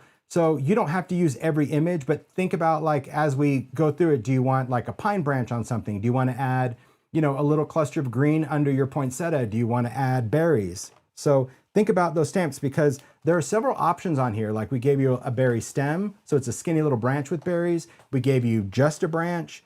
There's just some bigger berries. So it's honestly whatever you want to work with. This is a cool one. I'm going to use this one because this is a little weird, because it's very skinny and very kind of prickly, but it's cool. It lays down some pretty intense color though. So let's talk about that. I'm gonna go in with a little touch of mowed lawn, which is gonna be fairly bright. Just gonna do a line of that. Then I'm gonna take some forest moss, touch that, put that on there. Now I'm gonna go in with some brushed corduroy, dip that, put that on there. It's so fun.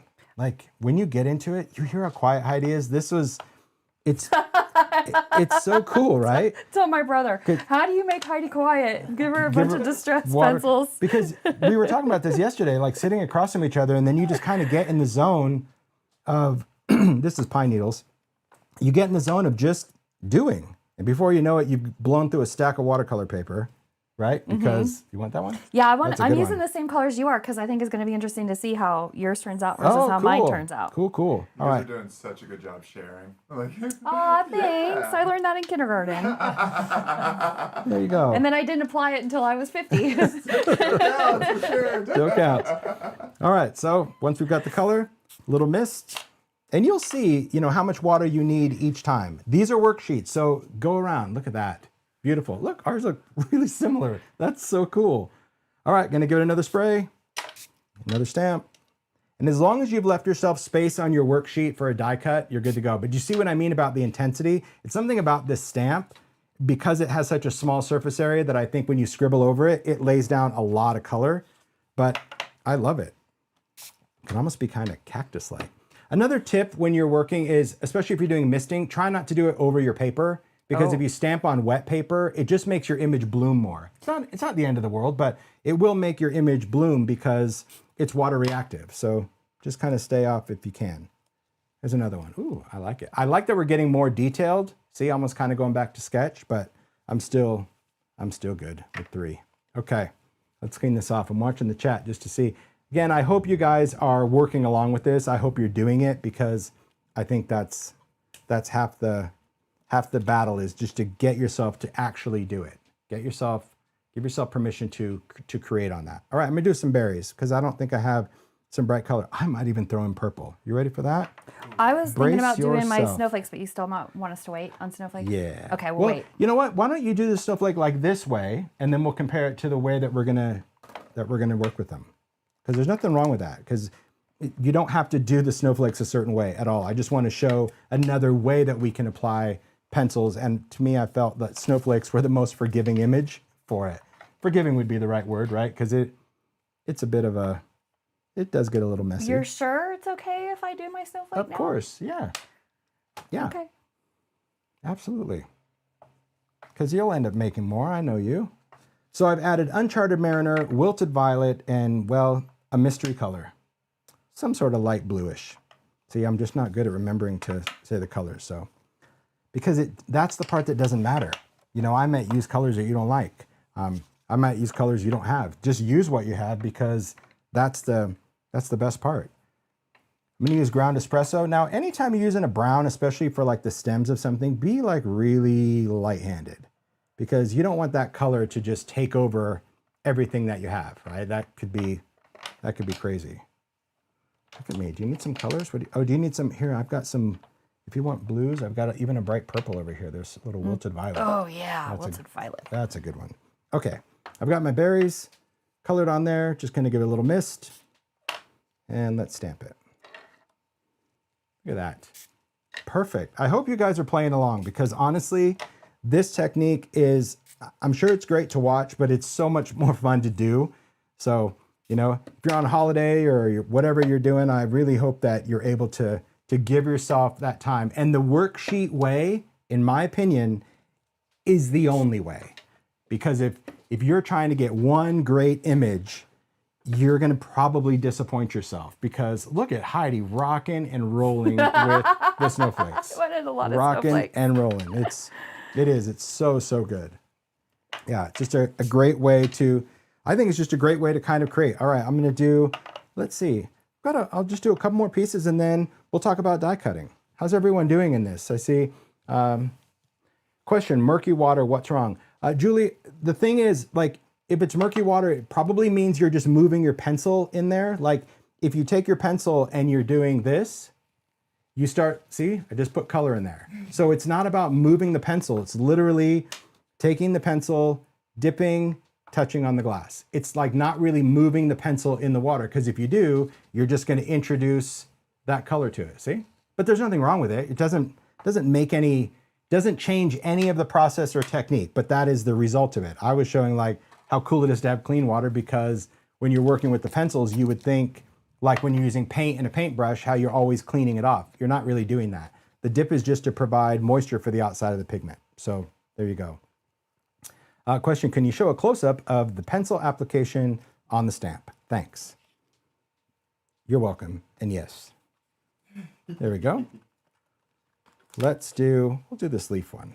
I like this leaf. It's just kind of like a splash. I think it's really good. All right. So for this one, I'm going to do some greens. Shocker there, but these are probably going to be a little lighter. So this is bundled sage. So I dip, touch, and again, you're coloring on the stamp. That's it. And you could use the edge of the pencil a little bit. You don't have to color like with the tip. You can just touch it, but it's not about, I'll show you what not to do because I'll clean this and start over. And I'm not making fun of Heidi, but this was yesterday, right? I said you can dip make fun of me. and touch. No, this is not to make fun. This is to show that like sometimes you hear the instruction, but as makers, we're already programmed of what we want to do, right? Like it's like, oh, I need to cover the stamp with color. So this is not how we want to apply color to the stamp. Okay. The reason is because there's so much goo on there. Oh, there we go. Where are we going? Oh, we're in the front now. Okay. There's so much, see all that goo? That when you stamp it, it's just going to look like goo. Okay. And it's going to be kind of one-dimensional. So using multiple colors, that's better. All right. So I'm just going to clean it off and start over just because I think that's what we need to do. Okay. Because I remember that with Age Mahogany. You're like, but I really like this. I'm like, you say that now. And then you'll stamp it. And then she's like, oh, but by the end, once you just start using multiple colors, it's just better. And once you start using the edge of the pencil, that's also really cool. So that was bundled sage. I'll throw in a little bit of shabby shutters. Now, both of these are kind of lighter greens, which is kind of what I want for the time. See that little yellow? And these are just leaves. I really like kind of that splashy look. So I'm just touching color. That's it. See, so it's not totally covered in anything. And there's nothing wrong with going back. So when I look down here, I'm like, oh, there's really not a lot of bundled sage. Each time I'm still going to dip that pencil, touch it on the glass, and just allow some of that color to go. All right, let's just finish with a little darker color. I'm keeping this one all green. Do a little forest moss. Just kind of right down the middle, just a little bit. Okay, so that's our application of color. Doesn't really look complete. It shouldn't, because the colors are going to blend when we spray water. So we're just going to take some water. We're going to spray that stamp. Press, lift, and there we go. Look at that. So see, just using just 3 colors, but now I can pick up like bundled sage is that bluish green, shabby shutters is that yellow green, and that little dark area, that's forest moss, which is a dark green. So even sticking with that, and if you didn't have all those colors, you can just start throwing in yellows and blues to make those, right? Look at all those snowflakes, magical. Okay. Somebody asked, how are we doing? Somebody asked in the chat, I think her name was Pam, I was looking to find, if there's a hashtag what people could use to share their work. Yes, we created a hashtag, SSS Festive Workshop. So if you want to post what you've made, you can do that and see it. So SSS Festive Workshop is the hashtag. Post what you Thanks make. for asking that question, Pam. And thank you, Tim, for the close-ups. We love to see it, yeah. And I saw, again, the question was, can you use rubber stamps with the technique? Yes, we've talked about that. Yes, you can use rubber stamps, and we'll talk more about what to look for in a stamp, but that'll be when we're done playing. Everyone doing okay? For those of you that are creating along, if you're creating along during this class, put up an emoji of a heart. That's an easy one to find. Give us a heart if you're, because it is interesting to know who is doing it while we're doing it. Yeah, we talked about this. Like, are you the student that likes to just do in real time, or do you want to like take it all in and then go and do it? Like, yeah, it's cool. I'm just curious to see how many people just. How many real timers do we have? Give us some. Because emoji I mean, heart. I'll admit, like real time, you know, when you're in class, like real time is a challenge, but I do love that. Like I love creative classes like that because like I want to keep up. So it does force me to kind of look at all, oh, you guys just made my heart so happy. It made me so happy. Oh my gosh. That's so good because look at all the people that are doing it with us, Tim.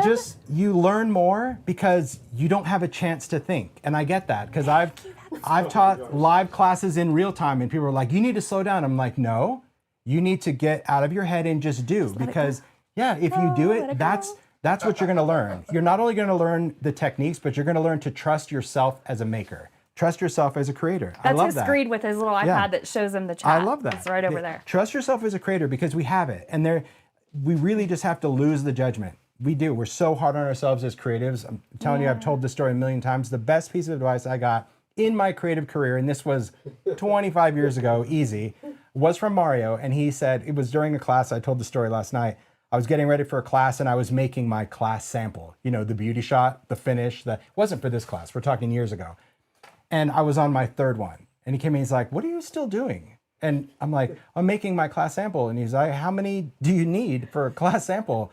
Do you need multiples? And I go, no, I just need one, but like, this one has too much blue on it. This one, I didn't like the angle of that looks a little crooked. This one has too much, and he goes, they all look the same to me. And I'm like, well, you just don't understand. And I'm sure many of you can relate, right? When you have, you know, people in your lives that aren't necessarily makers. And he goes, I just think you need to get over yourself. Bam. Now, Bam! now my response to that was not, I said it with love. Yes. yeah, but it wasn't received with love initially. I was like, but then I took it in for a second. I'm like, you know what? I think that might be the best piece of advice I ever got, was to get over yourself. And when you can tell that to yourself, that's really what's holding you back. Because if you've ever made something for someone else or you've made with someone else, you can create, and you might hate it and you're like, oh, this is great. And they'll look over and be like, I absolutely love that. You're like, no, this is messy, this is this. The whole idea is that we are having an expectation in everything we do in life. Like you expect it in that moment. And if you just get over yourself for that, you will see that what you put out into the world is actually magic. And then you realize you're a magic maker. Enjoy it. which is Enjoy good. the process. It's true. Yeah. There you go. A little creative therapy is always good. All right, let's get to it. So we're going to do our next technique. Now, even if you've only stamped a couple sheets of paper, it doesn't matter. We don't need all of these elements anyway. I just wanted to give you creative freedom to just play, okay?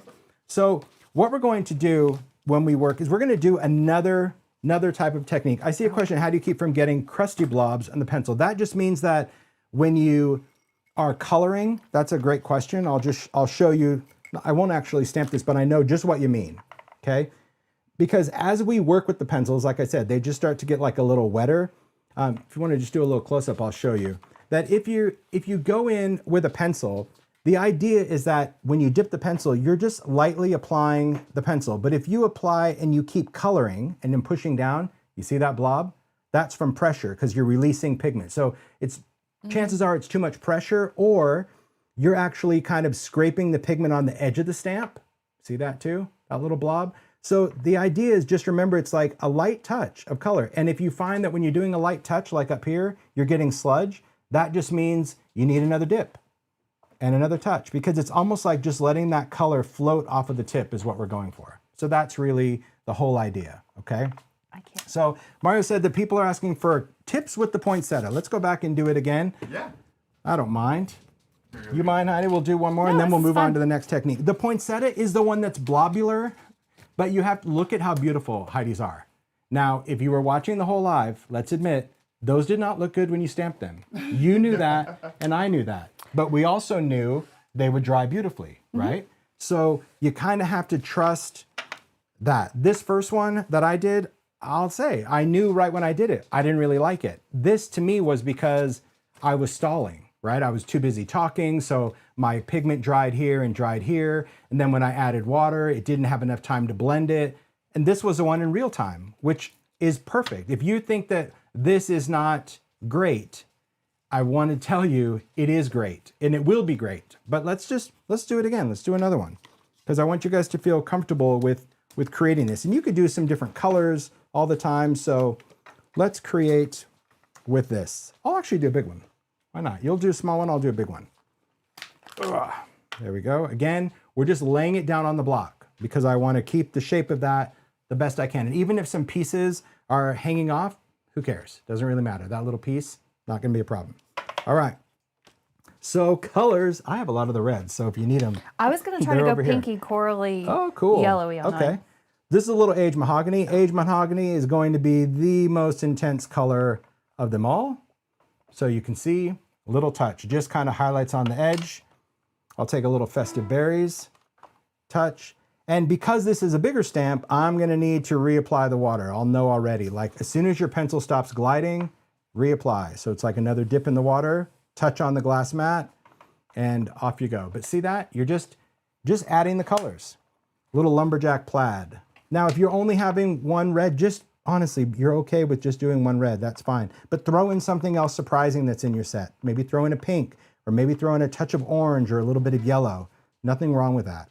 Okay, now I just want to show you on the stamp. Over here, much wetter than over here, right? So I know that when I go to mist, I'll make sure that I hit this with a little bit more water, or if I want to add another color, another element, I think I'll throw in, I'm going to throw in a little purple. Why not? Just a touch of that. Oh no! That's going to be good fun. Just putting a little bit of that just to add some violet in there. And I'll do a little saltwater taffy just around the edge, just to try to introduce a little bit more moisture in that space. Now I've got this blobular bit in the middle. So let's see, we could do scattered straw. Oh, Heidi's ready to stamp. Okay, I'll put some color on there and I'll try to catch up so we can both stamp on a split screen. How about that? Yeah. Ooh, that's gonna be magic. All right, there's my color. So now I'm gonna spray. Have you already misted your stamp? Yep. Oh, you have, rock and roll. Tim, quick question. Yes? Stamping on the smooth side. Always smooth. Yes, yes, yes. So we are stamping smooth side. Thanks for joining us. There we go. There's our color. Beautiful. Then we're just going to do this again.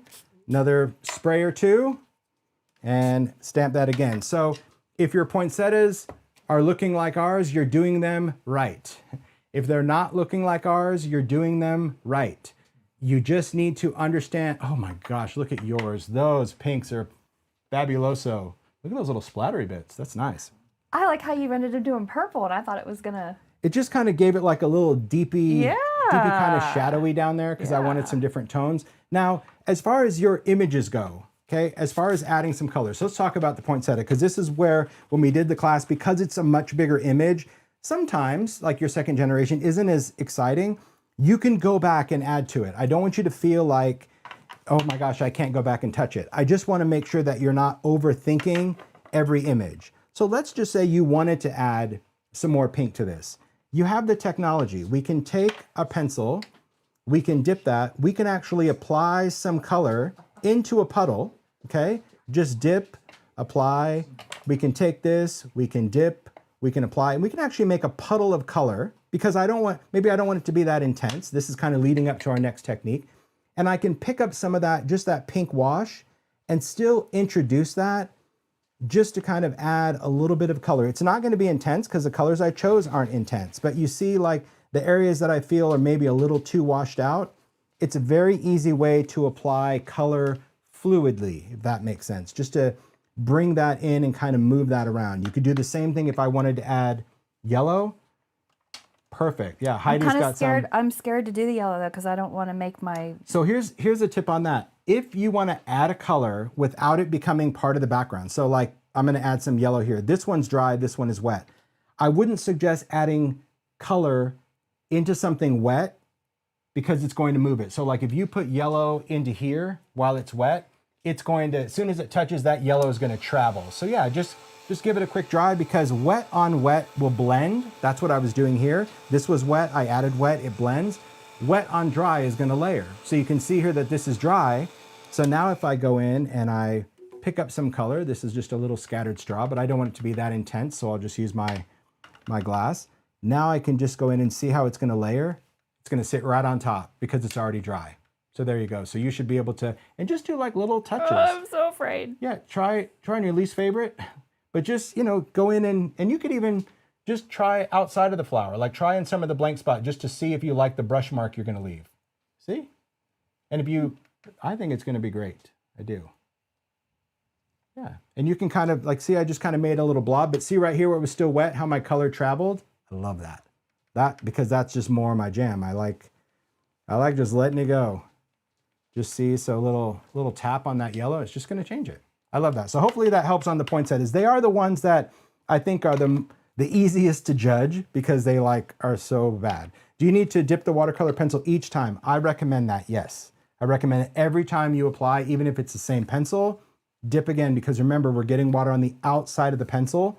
Otherwise, if you're just coloring with the pencil, even though the pencil itself is wet, you're going to apply those chunks of pigment that we just shared. So I do recommend for the most flowy color, dip every time. Look at these pencils. Look at this right here. How beautiful is that? That is the reality. If you don't have that pile, right, you're not doing it right. That's it. Awesome. See? Because that's what I said. You start in the tin and it kind of looks all good, and then it's a pile, and that's what we want. This they is just my get pile. wet and sloppy That's and Tim's pile. murky and gross. Okay. Oh, see, Karen, Wophelia. Do you see, Karen? I can't stop stamping these. Those were almost Heidi's exact words. She's like, I just can't stop. And I go, then this is the best feel, right? It's like, you got it. Because that means you've let it go. You're like, okay, I'm just giving myself permission to go for it, because you're going to surprise yourself on the, look at all your colors, the next run. Yeah. Keep going. Let's do some snowflakes. This is a different one. So this one is going to be, I'll just say, the messiest. And I don't mean messy as far as making a mess on your hands. I mean messiest as you have the least amount of control over this. It is what it is. I'm going to take a snowflake because I don't mind that it's going to be kind of fluid. And you can do a couple of them, meaning I can take maybe 2, as long as they're far enough apart on your block where you can still die cut them later. If you were going to cut them out, it doesn't matter. You can do 1 or you can do a couple of them. But what we're going to do is we're going to do what I call puddle stamping, and that's exactly what it is. We're going to make a puddle of color, just like I did with the yellow, but we're going to use that to add the color to the stamp. So here's how we're going to work with that. We're going to take our pencil, we're going to dip it in water, and we're going to just scribble that on the glass. Maybe dip again, scribble that on the glass. And the more you work on the glass, like, oh, here, let me go in frame. There we go. If we roll the pencil, see how much more color is going to come out than just staying in one spot. So don't be afraid to like roll that wet pencil. Look at all that pigment. So get the pigment out, okay? Do that with whatever colors you want your snowflakes to be. But on this one, on the glass, you kind of need to work that color a little more to get that color to come out. And you don't have to mix it up. You can kind of keep it separate. I was kind of lost my mark just looking into the camera. There we go. I'm trying to keep it on frame for you guys. See? Roll. See those colors coming out? Let's see, that was Broken China, Wilted Violet, Dusty Concord. Now we're going to do a little blueprint sketch. Oh my word. But I like all these colors. I think that's really fun. Okay. So Tammy's saying she can't get the pencil to transfer. Then I'm honestly, I don't know how the pencil cannot work. If your stamp is wet, then the distressed watercolor pencil will definitely transfer. And if you dip the pencil and it's wet, it should definitely transfer. So I've never known a distressed watercolor pencil to not transfer color. I mean, if I could give you some other suggestion, honestly, I would. I'm not dismissing that, but It has to be wet for this. it does. It's water reactive. So my advice maybe is to try to wet your stamp a little bit more to get that pencil going, if that's the case. And also, I mean, you know, make sure you're using a watercolor pencil. That's super important. If you're not using watercolor pencil, then yeah, it will never work. Okay, so I've got a puddle of color. Hope you guys can see that. This has already started to dry because I've talked a little bit. If you have an area that starts to dry, you can wet it, but you shouldn't have to, right? It should remain a puddle if it can. Does that make sense? I hope it does. And thanks for pointing that out, Mario. I hope I was able to answer your question. All right, I'm just gonna take that out. Okay, so what we're going to do on this is we're going to take that puddle, take our stamp, and we're going to use it as an ink pad, like literally tap my stamp in the puddle. And you can move it around to get different colors, and then we're just going to stamp, and you're gonna lift. And it's gonna be puddly, and you're gonna be bubbly, and it's all okay.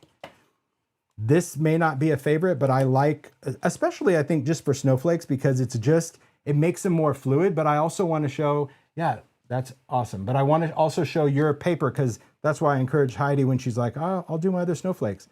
The other way is also more beautiful if you want more detail. So puddle stamping is fluid. So see the difference.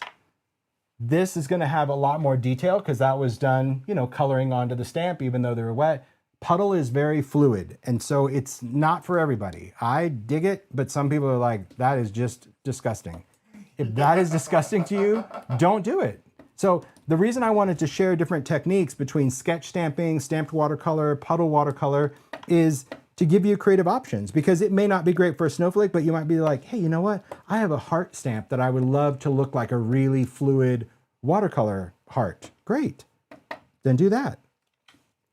I just love that. I love getting the bubble, little splatter. See how it just pops and it creates that little air pocket? It's serendipitous. I dig it. But not every technique is for everyone, but I think learning and understanding is, to me, my favorite part of a technique workshop, is just seeing your creative options and then being able to decide what works for you and what you like. Okay, good deal. Rebecca asked, did I spray the mat before adding color? No, you don't have to. I would actually suggest not doing that because, again, dipping the pencils, but it's like rolling that color. Again, I can show you close up just how to get color on there, because to show you, if I start, now I'm laying my mister in my pencils. I'm gonna dip my mister in the water to clean that off. Okay, so if I start with just water on my mat and I go to add some color, see how like my color doesn't really want to transfer much, but if I dip the pencil and I color, that's where the color is like floating. I'll move over. There we go. That's where the color is floating off the pencil. See that? So that's just dip and go. But like, don't be afraid to use the edge of that pencil, but keep it kind of puddly. If the water starts to dry out and let's say you're coloring like this on the glass, that's not what we're going for. If it's dry and scribbly, not puddle stamping. Okay, so you may need to dip again. Dip, kind of scribble and roll. Dip, scribble and roll. How about that? Maybe you sing a little song while you're doing it. Okay, so that's really the look for puddle. But at this point, if it is a little dry, then you can go in and, you know, add a little water to create those puddles again. So there's, again, so whatever's gonna work for you and whatever you're gonna remember doing, I think that's the freedom of that. So look at these snowflakes. I love, honestly, how fluid and wispy and watercolory they are. I just do. It reminds me of like something that I would do as a, you know, in grade school. They're like, paint a snowflake. You're like, okay. And then you just do it. And I love that. I really do. But it's not for everybody, and that's okay. Creativity is all about that. Okay. So let's talk about what people tend to really need to understand is there are steps to a technique because we want to achieve a certain result. But it doesn't mean that you as the creative can't play and can't experiment. And you need to lose that fear. If you're asking yourself, what if or could I, you should be doing it because that's how you're going to answer your own question, correct? Yeah. That's it. Like, you're like, I wonder if I could, and we'll talk about that when we get into the glittering. And I said to Heidi, I'm like, go for it. And then she did it and she's like, ooh, I probably shouldn't have done that. And I'm like, but see, now you got to see the difference, but you may have loved the result. You may have said, ooh, I'm so glad I did that. I needed the secret ingredient. Yeah, well, there is that, the secret ingredient. You have a secret ingredient? Is that for later? It's plural, Tim. Secret ingredients. Ooh, maybe it's candy. Tim hasn't seen what's inside here yet, but I made this. You can probably tell I made this, right? I do love that. Yeah. Coming out later. Ooh, okay. So I see now I'm going to be like, ooh, is it candy? Okay. So let's just say I'll take a snowflake stamp again because we're going to kind of finish up with that image. But let's say you were doing whatever technique. I'm just going to do this just for show, just for demo. I dipped my pencil. I added my color. Let's just dip another color. Water touch, add that. Okay. We're going to say, oh, you know what? So I know I'm going to do my stamping. So that means I'm going to take my mister and I'm going to spray it. But let's say, oh, but what happens if I wet the paper? Well, try it. I'll show you, but like you should try it. If you wet the paper and I wet my stamp and I stamp into wet paper, that's what happens. Not delightful. Not anything I think is great. You know what? You might love it. You might say, that is exactly the snowflake I'm going for. I doubt it, but it might be. And that's really why we don't want to wet the paper because remember, this is water reactive pigment. So that means as soon as that pigment touches that paper, the water is making it go nuts, okay? It's making it do so many crazy things. So I'm gonna take that and I'll stamp it on some dry paper. So again, there's no right or wrong, but there's the could I, what if? So yeah, so could you? Yeah, you could keep stamping into the wet, yeah. but it's always going to blur that image. Now, if your paper isn't as wet, it's still going to react. So like as soon as it does, the longer it sits, it's just going to keep like wicking and blurring. Whereas this, where it's dry, just sits, hangs out, waits to be done. Now, could you edit? I'll talk about editing and then we're going to get into die cutting. You could edit, meaning, oh my gosh, I absolutely don't like this. This is the worst thing that's ever happened to me in my stamping life and I want this to be gone. Okay. Could you go in with a paper towel and touch it and actually remove some of that color? Yes, you could. I don't encourage that because again, you're judging everything and you're not letting it just do your thing. And I think just letting it do its thing is going to, I think, teach you to trust the process more, right? As teaching ourselves. So there That's you go. what I think is so great about doing this class is that we are hands-on learning and experimenting what we're liking to trying do it. Yeah. and trying stuff. Like it just makes all the difference. So thank you, Tim. I agree. Well, thanks for letting me do that. I mean, it was a whole different approach where she's like, I want you involved in STAMPtember. I'm like, but I want to teach a technique. Like, I love stamping, but I think learning a way to use stamps that maybe you've done this before, but maybe you've not done it this way or with these products, I think is so great for our industry to allow that education. And I love that Heidi's always up to learning something new. She's like, heck yeah, let's go for it. Let's try it. Okay. So once we have these stamped, and again, it doesn't really matter how many you have stamped because we don't need all of this, but Should I start putting the pencils away? I hear you on that. Well, yeah, but we can just throw them in for now. We don't have to, Okay. We'll just get rid of them. We're going to talk about die cutting. Again, if you're stamping, just finish up on your stamping. You don't need a ton of things. You just need some stuff that you might want to embellish on a card or a tag later.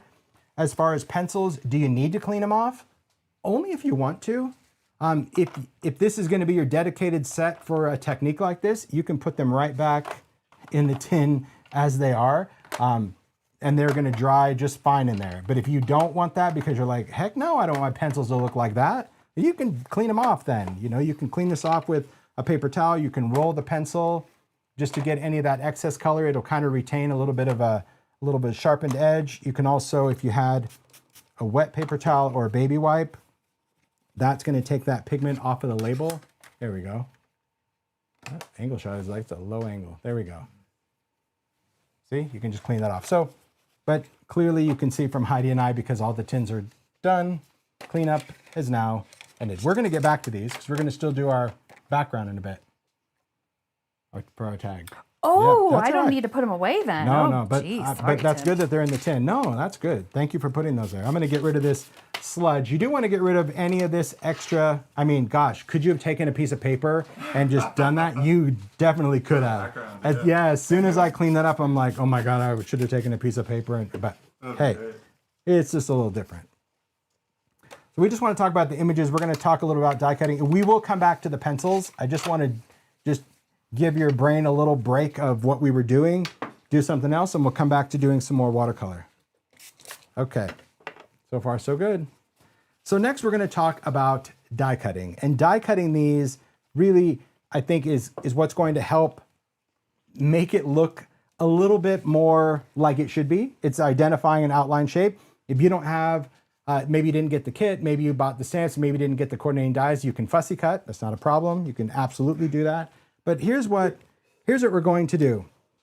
I just saw Heidi throw the paper towel on the ground, and that made me happy. Because here in the studio, it's like you just throw it on the floor in real time, and then we pick it up later. It took some getting used to, because when we did the Christmas in July class, you said I could just drop my trash on the floor. I was shocked. like, my mind was blown. Yeah, just in the creative Mario, process. you guys clean up after. You I gotta just. remember yesterday when we were Just die in the cutting creative and a total process. mess, it was gone in seconds. Yeah, so when we die cut like scraps, just go on the floor. I know everyone's, not everyone's like that, a little tidy, but I like that. Okay, so here's what we're going to do. For the pieces, because we're going to die cut, I'm just going to show you how I like to die cut them. It certainly doesn't mean it is the only way to do it.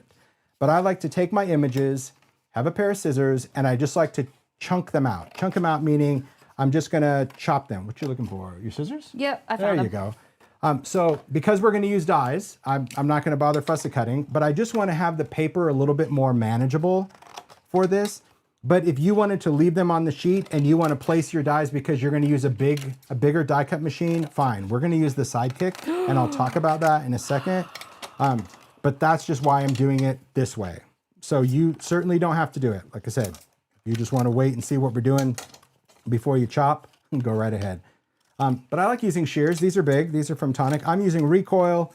That's got the little spring in there, and Heidi's using the old school ones. We sell both. I like both. She prefers those. That's the thing. She's like, I like the old school. I'm like, there you go. So this little piece of hot mess. What? I don't have it. I don't know what you're talking about. Don't let something drive you crazy.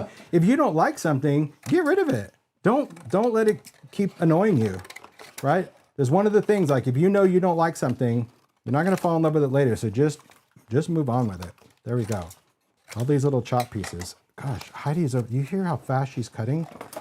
You're really fast. I'm excited to die cut. I know, it's great. And you don't have to die cut all of these pieces, but this is just, I'm just sharing the process, because when I talk about compartmental making, it is about like doing all your stamping. Now we're gonna do all of our chopping, then we're gonna do all of our cutting. So that's just my process. You need to do what's gonna work for you.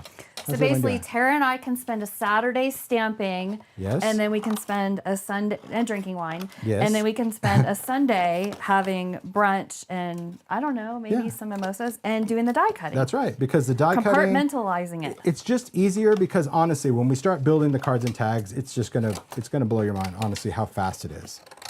And the chop can be just as hideous as possible. Just don't overthink it.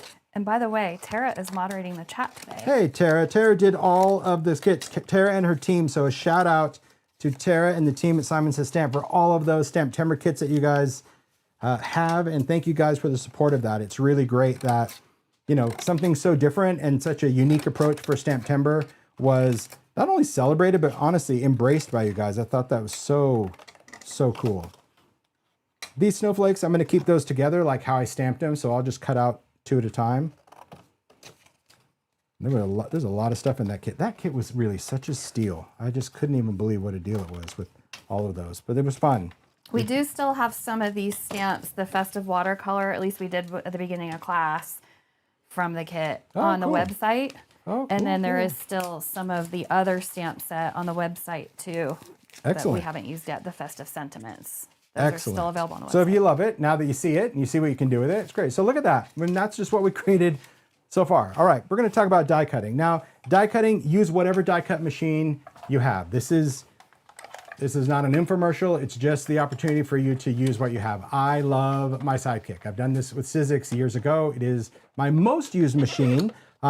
Even though I have a Switch and I have a Vagabond and I have a Foldaway and like I have machines, but this is my go-to almost every day because it is quick, it is small, it is a good pass through. So this little one, it's I'm like, I don't know what to do. Like this camera, I'm like, I don't know how I'm gonna fit. Okay, so what's cool about this is it has a suction cup on the bottom. If you have one of these and you have a glass mat, here's a tip. Take the water, give it one spray on the back of that suction and place it down on the mat. And then you're gonna take the lever and that's what's going to secure the machine. The machine can go this way if you wanna crank it. If you prefer side, you can just release that. Do that little lever, and by adding that water, it just makes this machine really grip to the surface, and it lets it grip longer, all right? So that's just a little tip for the Sidekick, okay? What we're going to do is we're gonna use the plates. So these are cutting plates that come with the Sidekick. They're made out of a different material than regular cutting pads. I'm not quite sure what makes these so dang indestructible. You good? You got your stuff? I'm good. Okay. I've just used them again and again and again. You can see they really can take it. So we're gonna use our dies. Now I have my dies already on magnets, and I'm happy to share my dies. Are you using yours from the package? Yep, I just Okay. use them straight. I like that the packaging is She likes sticky. the package I use with a them little right off the sticky. packaging. I do magnet sheets because that's my brain. Okay, now when you go to die cut something, I'll just take this, we're gonna take this pine, find the coordinating die. That's half the fun because it's like you need to kind of figure out the type of globular shape. That would not be the die. Is that the die? this is the die. It's weird because this one more looks like a leaf, but this is the die. It is something that's just going to kind of cut around that space. We need to secure the die. So can I borrow yours? I don't know where, I put mine over here. Here we go. You can use whatever. This is Gina K's Masking Magic. It's like a really low tack. It's more for masking, but works pretty great for die cutting because it doesn't stay super sticky, and you can just, the thing about tape when you're die cutting, if you haven't used it before, you want the lowest, low, very low, super low tape because what you're not anticipating is the pressure that's going to be involved. Because a lot of times, again, as makers, we expect tape to be really sticky when we're sticking. This just needs to tack it down because it's going to hold the die in place while we're cutting, and then the pressure really makes that adhesive a lot stronger than it needs to be. Okay, so I'm going to place this right on the top, and we're going to run it through. So here's a couple of things on the Sidekick. Let's go to the front cam, and I'll just see if it's going to do it. Okay, when you place, I'm not placing it from the back. I would place it from the front, but I just want to show you. When you place this in, get the hand out of the way, Holtz. There you go. When you put in the sandwich, you see how the handle is going to move? It actually tells you like which way to turn, because it seems, if you have a sidekick, you know what I mean. It's like opposite of what your brain wants to do. So for me, I always remember that I put in the sandwich, the handle moves, and I'm like, oh, I go this way. And then I just roll it through. That's it. You don't have to put, you could put your hand on the top, but like, that's it. And when you take that out, you literally just get to pop the die out and voila, done. And even these dies, like, honestly, Nina did such a good job. Look at, even cuts out the little inside of it, and you have a piece.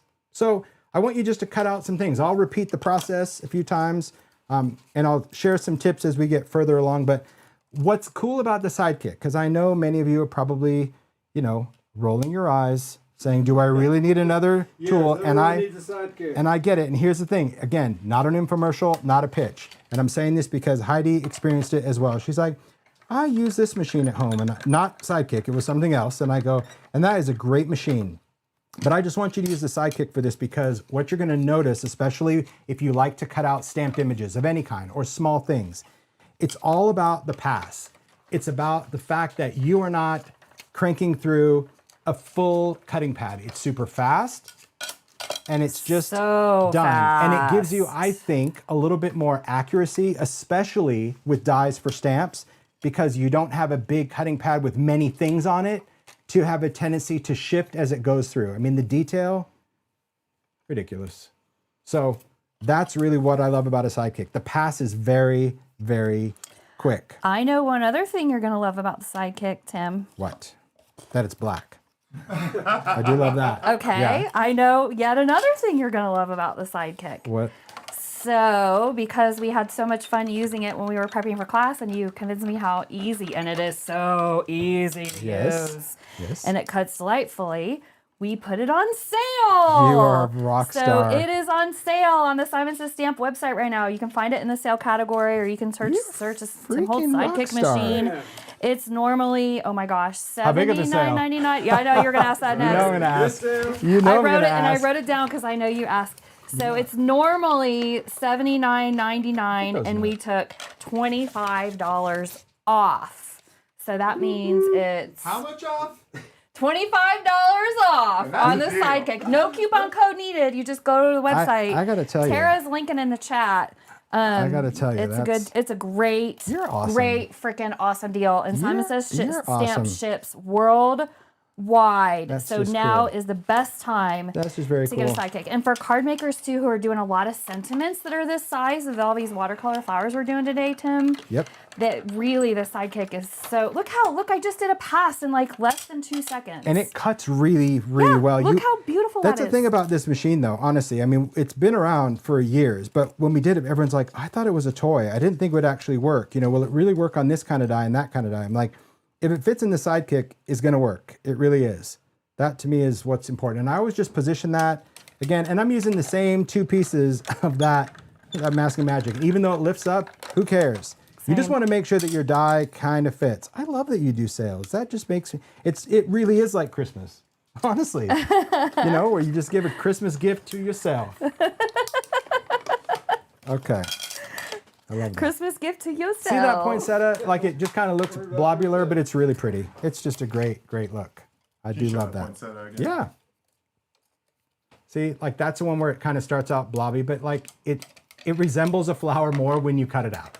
It does. It just gives identity to the shape. So I just want you cutting right now. We're not going to cut everything out. I'm just going to cut a few more pieces because I want to have enough things to share with you, and I want to have I want options. We love options. Oh yeah, that's like the best word, isn't it? Options. This was so fun. Like when we were cutting, like even Mario came in, he's like, need help? I'm like, fire it up. And like, you should have just seen them. They were just these dueling kickers, like the dueling kickers. There you go. It'd be a dance group, the Sidekick. Okay. There we are. Another piece, done, beautiful. All right, let's do a snowflake too. Some of these snowflakes are really impressive. Everybody does need a Sidekick. That was I think that was like our quote, what did it say, tagline, Mario? Marketing, whatever. Like when we did it was like, everyone needs a Sidekick. And for those that got it, because like I said, this came out years ago, the response from people just really made me happy because they're like, well, you know, I do like what you do, and I bought it just because you guys were excited, but I actually like the machine. I'm like, there you go. That's what it is. You actually like it and use it. So the snowflakes are a little weird, and I'll say weird because it's not nearly as identifiable as anything else. So my tip or advice is just kind of move the die until you identify what lines up the most. That's all I can say. At the end of the day, it will line up, but at the end of the day, it's still kind of a little bit of a blob, but it really isn't a problem. But you'll kind of be able to figure it out. We were talking about, you know, you can look at a snowflake and go, oh, it has a certain angle to it, or this has a certain position. So just go for it. Don't be too bothered by it. I know I'm not lining that up right, and I'm okay with it.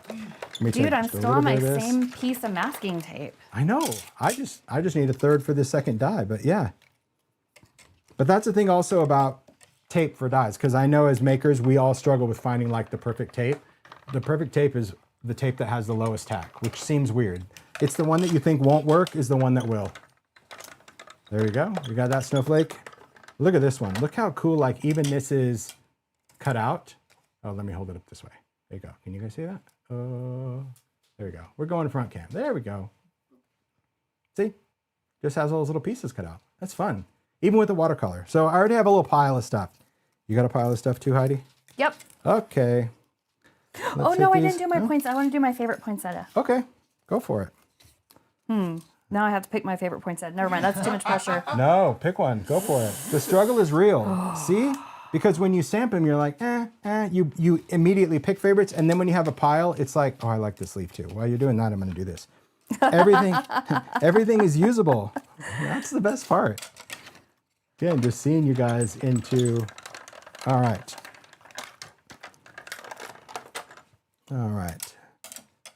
Oh, I feel like you have to cut that one too. Yeah, I got one. Beauty, huh? Oh, good. Yeah. Oh, snap. Don't you? I just love bossing Chris Tim Holtz Kringle, around in his I own just studio. moved that around. What happened? I'm sorry. I just moved my die. It was just me. It's a me thing. There you go. Isn't that a Taylor Swift song? It was me. Is it? Yeah. I just saw in the chat like someone has one of the red sidekicks. I remember. It's like, it's cool. See? Detail. Beautiful, beautiful detail. Not nice? I don't know how long that sidekick will be on sale for. I saw somebody chat that too.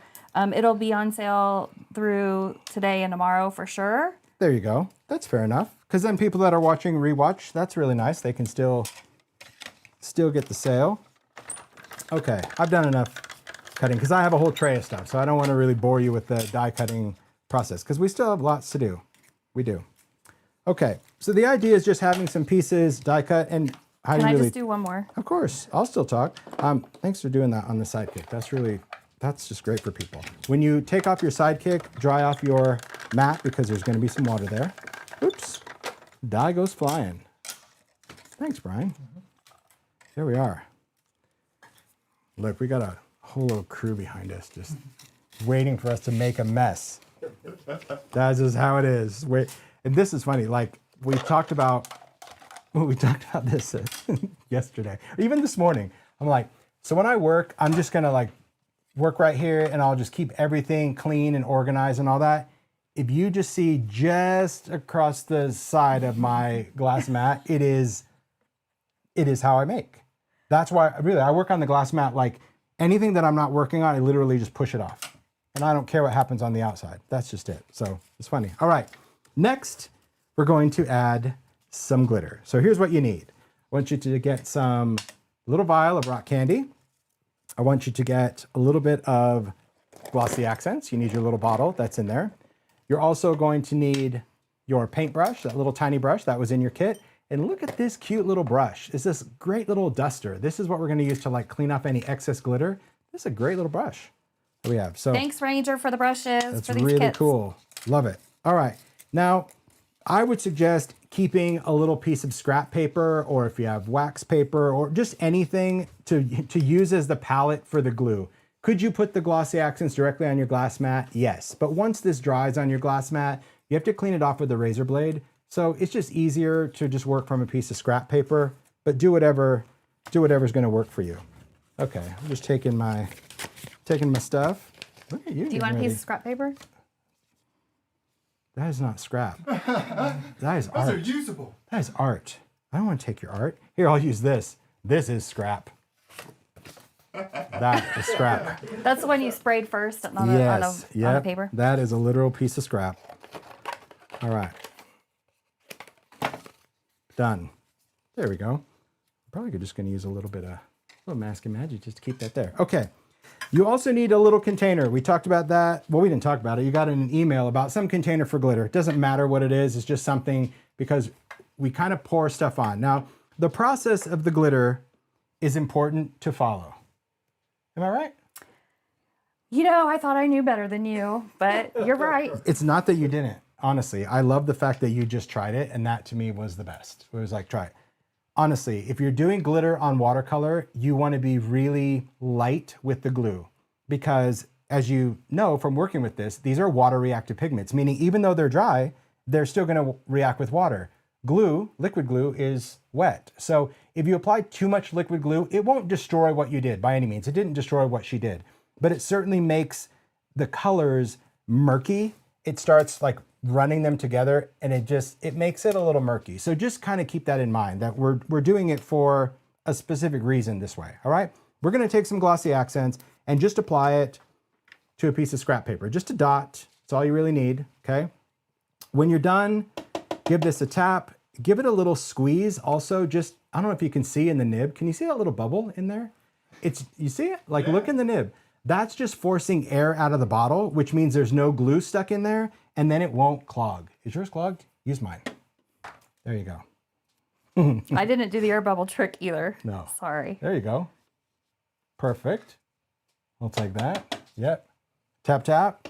Little squeeze just to get out some of that. Let me get some of that glue off of the tip. It just helps. If it clogs up, just use a piece of wire. It's fine. Okay, here comes the glittering part. We're gonna need our little vial of rock candy open. Let's see, everything is right here. Okay, my good Brian, can I go? Okay, so I'll do the pine piece first. The idea is we are going to take a brush. We're going to pick up some glossy accents, just like, so we're not scooping it. It's not a palette knife nor a shovel. It's just, we just want to get a little bit of glossy accents on there. Then what I'm going to do, I'll try to move, there we go, as close as possible. I'm going to take that brush and just lightly apply some glossy accents to little areas where I want sparkle. So I'm not painting this, I'm just literally touching it. I'm immediately picking up this piece. I'm going to hold it over a container and I'm just going to pour some of the glitter, tap, tap, tap with the jar. And then this is what we have. That sparkly, sugary, dusted with magic watercolor. It's perfect. That's all we want. A little bit. If you wanted to go back and add more, could you? Absolutely. You have the technology. You can go back with the brush, pick up more glue, apply it, add more glitter. You can do again and again. The trick is to just not overdo it. Like don't go in there and just paint it back and forth because it's just making that pigment want to move. If you're doing something bigger, like this piece is much bigger, I'm going to kind of work on half. I'm going to do the leaves and the berries, glitter it, and then I'll do the other half because glossy accents, you guys will see, dries in, I'm going to say seconds. It dries that fast when you apply a little amount. See, look at that. Isn't that pretty? It just adds a little shimmer. Now, why glossy accents? Well, a couple reasons. One, glossy accents is in fact glossy when it dries. And so when you use it as a glue for glitter, it just reflects the light through the glitter so much better than like collage medium or a matte adhesive. So that's why, it's just a preference. But use what you have. If you don't have glossy accents and you have another liquid glue, great, use it.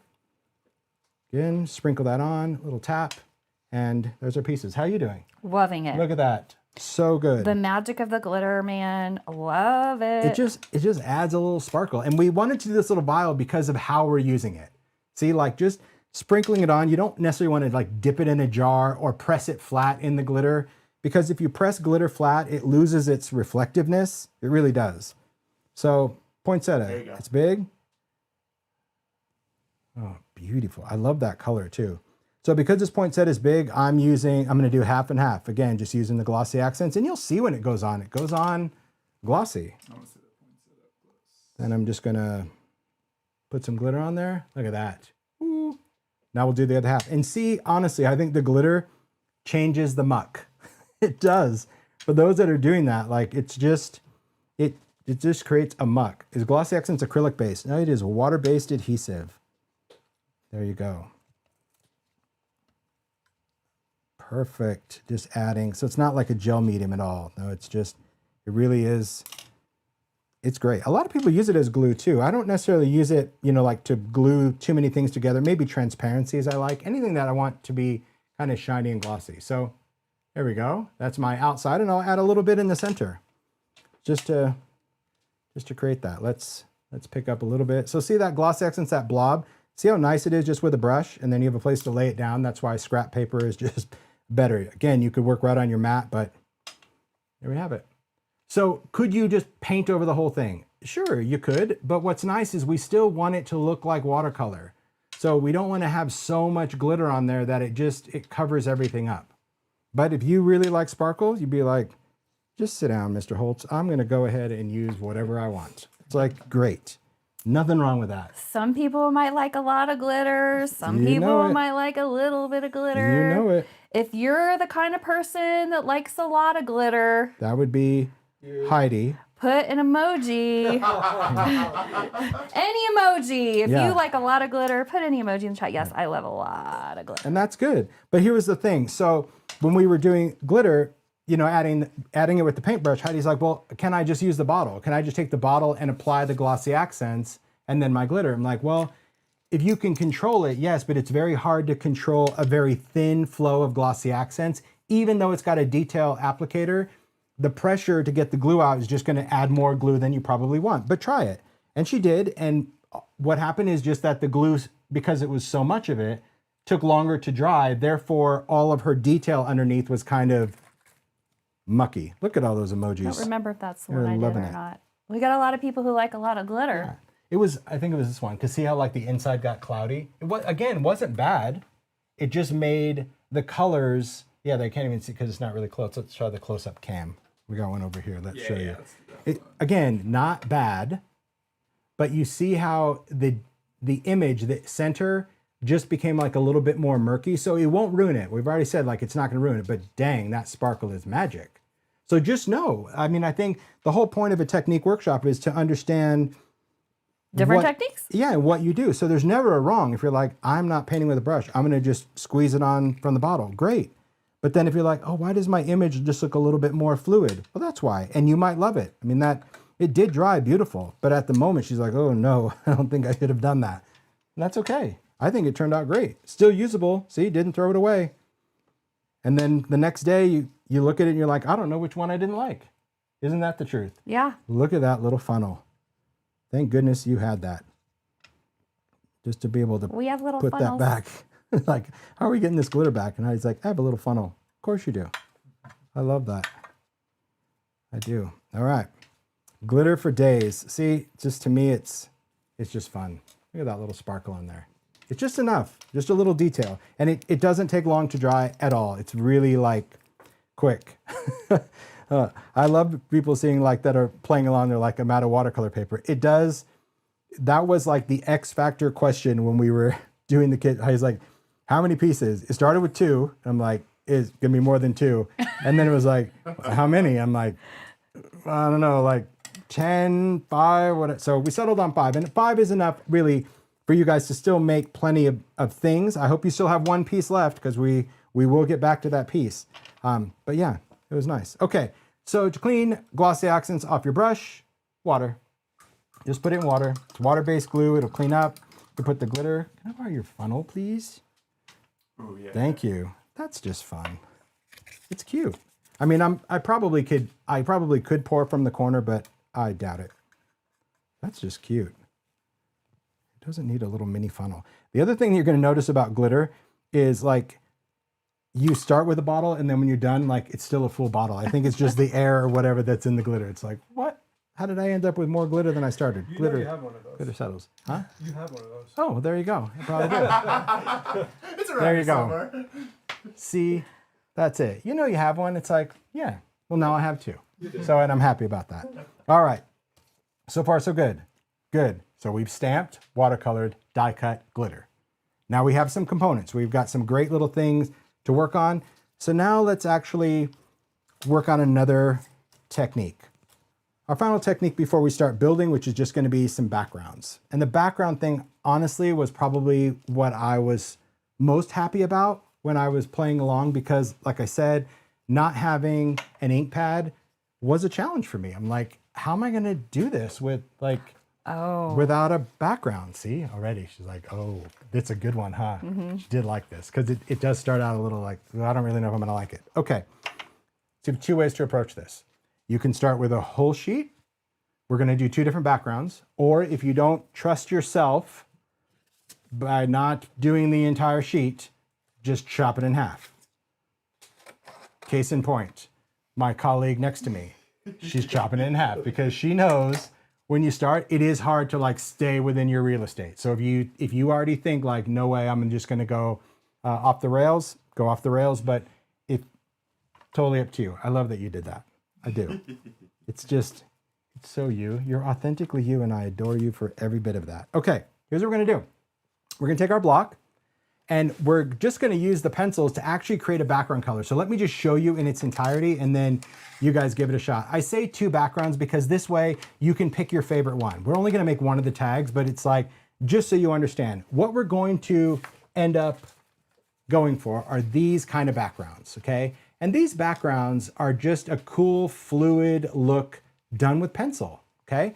So if you really behave, you could kind of get away with 4, but that's, I say for learning a technique, just do 50-50 and you'll be good, okay? Don't try to quadrant everything too much, but aren't they great? They're just so many fun ways to mix colors, and to believe that that's done with pencils is crazy, because typically for me, I know I would use an ink pad or a spray, but I love that I was able to do it with pencils. This will ultimately be the background that we use to create a tag. Okay, so just know that even your background, you're going to be able to edit and pick your favorite part of that background to do our tag. So now you know all the expectations.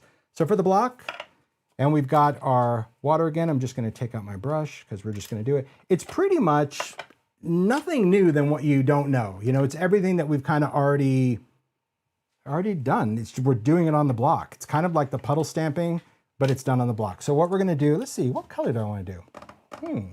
What are you going to do? You're going to do red, green, blue, purple? I don't know. I'm going to do green. Are you? Okay, then I will stick to, I'll do some bluish purpley thing. Fair enough. Okay, so pick up your pencils. You're going to just dip in the water. Let me come over here. There we go. We're going to dip. And it doesn't matter which side of the block you're on. I just prefer to kind of work on the clear side. I just don't want to color on the grids, but it doesn't really matter. So I'm going to dip and just scribble on the block. So it's kind of like puddle stamping. You already know what we're going for. We're just doing it on the block, okay? So pick up whatever colors you want to do, but just make sure that you dip because we need water for this. And that's where, you know, like we roll the pencil across, just like we did it on the glass. We're just applying color to the block. Make sense? So just use whatever, honestly, whatever colors you want to use. Do you think if I used yellow, it would be too weird? Well, green and yellow is going to make brown, so it won't be too weird, but you might end up with a little brown. So I don't know if it's going to be weird. Just think you may be sludgy. I didn't realize green and yellow. How do you know all this? Brown is my favorite color. So like we're going to make with brown. Like, yeah. I mean, it won't make total brown. It's going to make more of a chartreusey line, but in the pencils, I know that your yellow option is probably scattered straw, which is a bit dirty. If you did lemonade, then that would make some of that green kind of electric, kind of chartreuse slimy. So that would be good. But scattered straw, you're not going to be happy with that outcome. You know me well. That's a little murky. But I know you like yellow, so I think squeezed lemonade would be a great choice because that'll give you a citrus kind of thing. There we go. That's some blue. I'm good with that. So I got this little extra. See that little bit of color? I'm just wiping that off because it already started to kind of drip over the side, and I don't necessarily want it to do that. Okay, this is what it should look like. It should be fluid, okay? If it isn't fluid, you can spray it with water. It's completely up to you. But here's what we're going to do. See, mine's already started to dry. You see the outline? That's how quick it dries. So I'm probably gonna give mine just a little shot of water, but if you're already fluid, don't hose this down. I'm gonna show you what we're gonna do. So we're gonna take our block and we're gonna start stamping, okay? So I'm just going to tap and lift and tap and lift and tap and lift and just move it around. Just tapping and lifting with the pencil. That's it. That's the look. and you let it do its thing, because it will evolve into something beautiful. Now, if you've used all your color, you simply reapply. So I'm just gonna reapply, and you can apply different colors at this point. So here I'm gonna do a little stormy sky, again, puddly. And if you're not getting enough puddles, just go back in. Just dip back into the pool. Just go in. But this is where, like, you can see I'm holding the pencil from the back, so I'm just being really light-handed, letting the pigment just float off of the tip of the pencil. Then I'll go back in, just maybe like a little different area.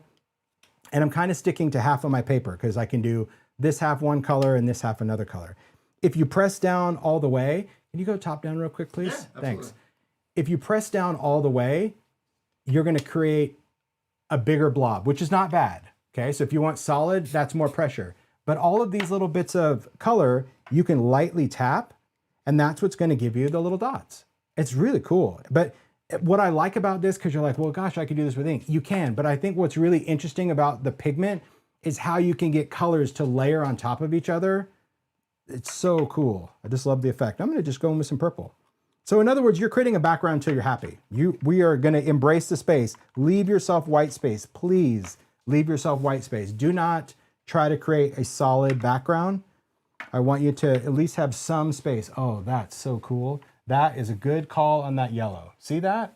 It's like limeade down there. That's beautiful. Thank you. Tim, just one more Really time. cool. You're working on the smooth side of the watercolor. Smooth paper? side of the watercolor cardstock. Yes, for the whole class. So now I'm just going to add some purple. So I'm just going to tap some purple there, put some over there, tap a little bit there. There you go. I'm happy with that, because I can find some sort of real estate that I love. Okay. Clean off the block and you're done. So you want to try that one more time? Let's do another color. Which colors are you going to do? I'll think I'll do green this time. And I'm going to do red. Ooh, that'll be good. All right. So again, Oh, I stole it. just green. See? Did you see I didn't really get much color on, so I just dipped again, because that just meant for whatever reason the pigment wasn't rocking and rolling. That was an earlier question, like not getting the color to transfer. It's just you need water.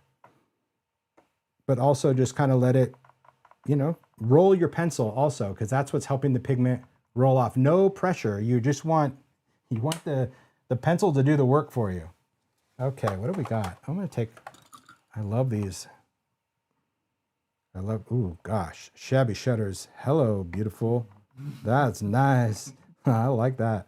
Okay, and then I want something a little grungy. Shocker, forest moss. Forest moss is like, ooh, it's like a brown, green, I don't know, murky, almost like a army green. It's just cool. There we go. So there's my color. And don't judge, just do. That whole little thing where you're like, oh, nope, it's too perfect. That's what it is. It's great. Dip the pencil and reapply. So each time you're reapplying color, you're just going to dip the pencil. And don't be afraid to introduce whatever you feel is missing. If you're like, oh, I want more of that blue-green to show, great. Then add more of that. If you find that after you're coloring, that when you're pressing it down, it's not as liquid, then you can mist it. There's nothing wrong with doing that. It just means that, you know, you feel like it wasn't soupy enough, okay? See how Heidi's doing it? Perfect. So see, she noticed right away, like it wasn't blending out as much, right? So you're just adding water. Absolutely. Do whatever works to get the result you're hoping for, okay? I like the green. How are you guys doing?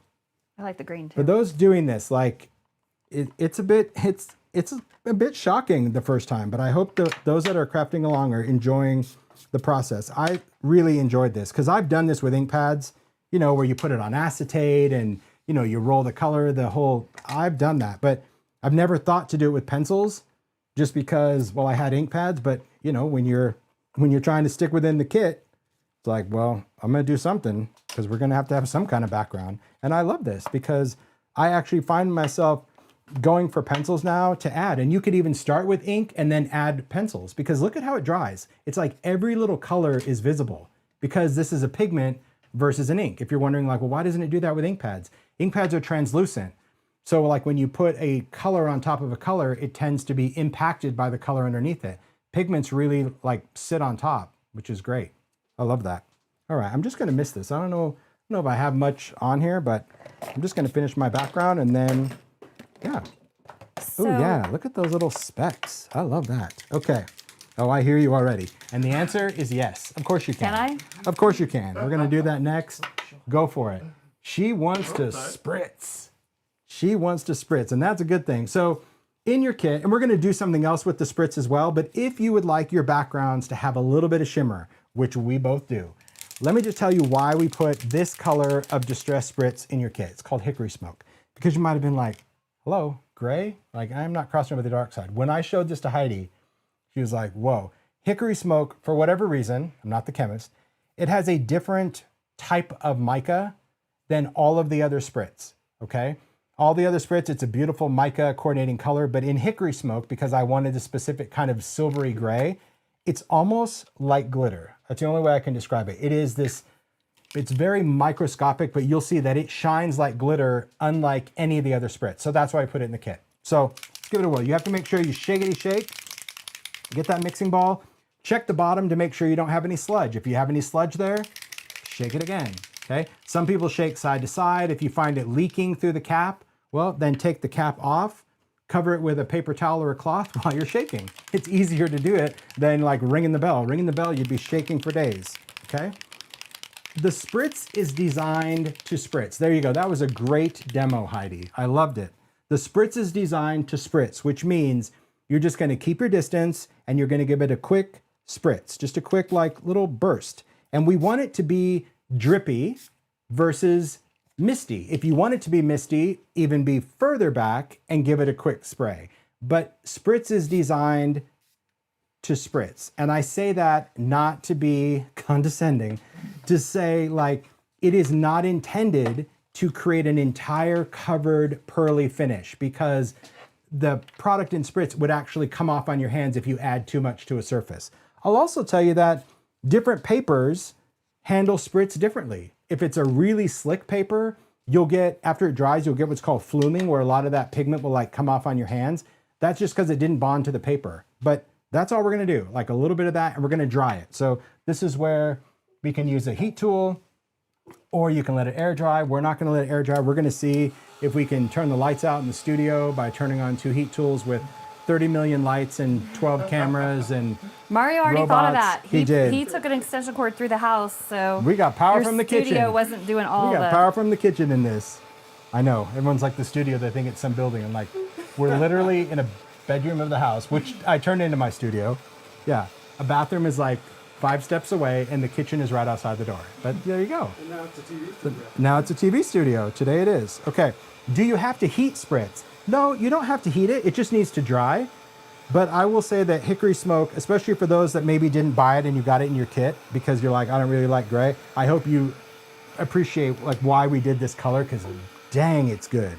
It is just like, it's sparkly, shimmery goodness. Look at this.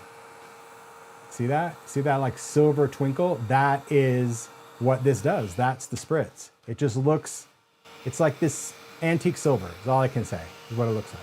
But it's glorious. Okay, so we want this to dry. So even like watercolor, I'm just gonna edit. So anything that's not dry at this point, I'm just dabbing off because I just want it to be dry. Okay. When you're done with spritz, I just recommend like cleaning it, meaning you can just take a cloth or anything and just wipe off the nozzle. If you find that it does clog on you, Ranger sells replacement sprayers.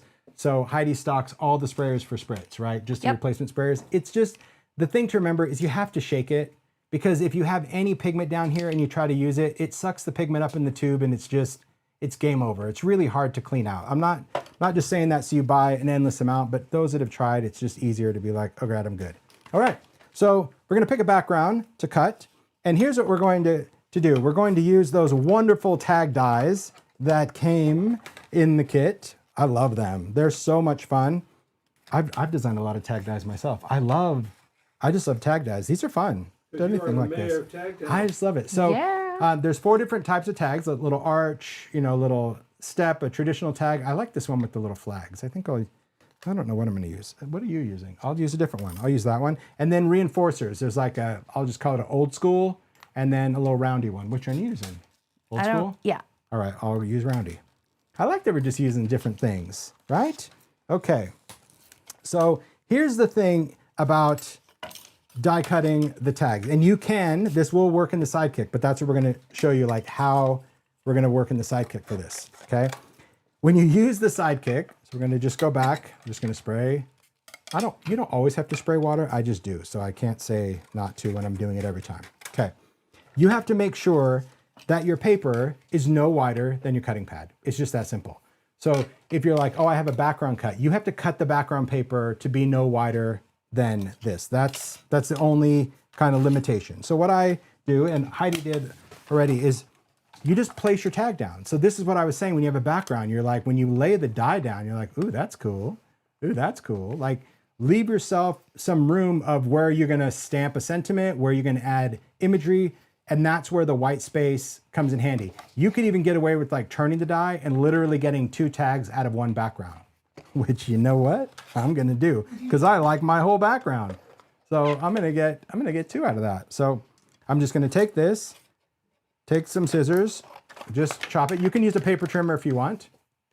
And then I'm also going to just chop this, but I want to make sure that my paper is the size. It's almost as if I measured in my head. Okay, here's the other thing that I want to share with you. If you are using a Sidekick and you're using a die that pretty much comes to the edge, the pad itself, could you go to the little close-up, please? Yeah. Thank you very much. So these cutting pads have, see if I can do it. Denied. There we go. It's a tapered edge.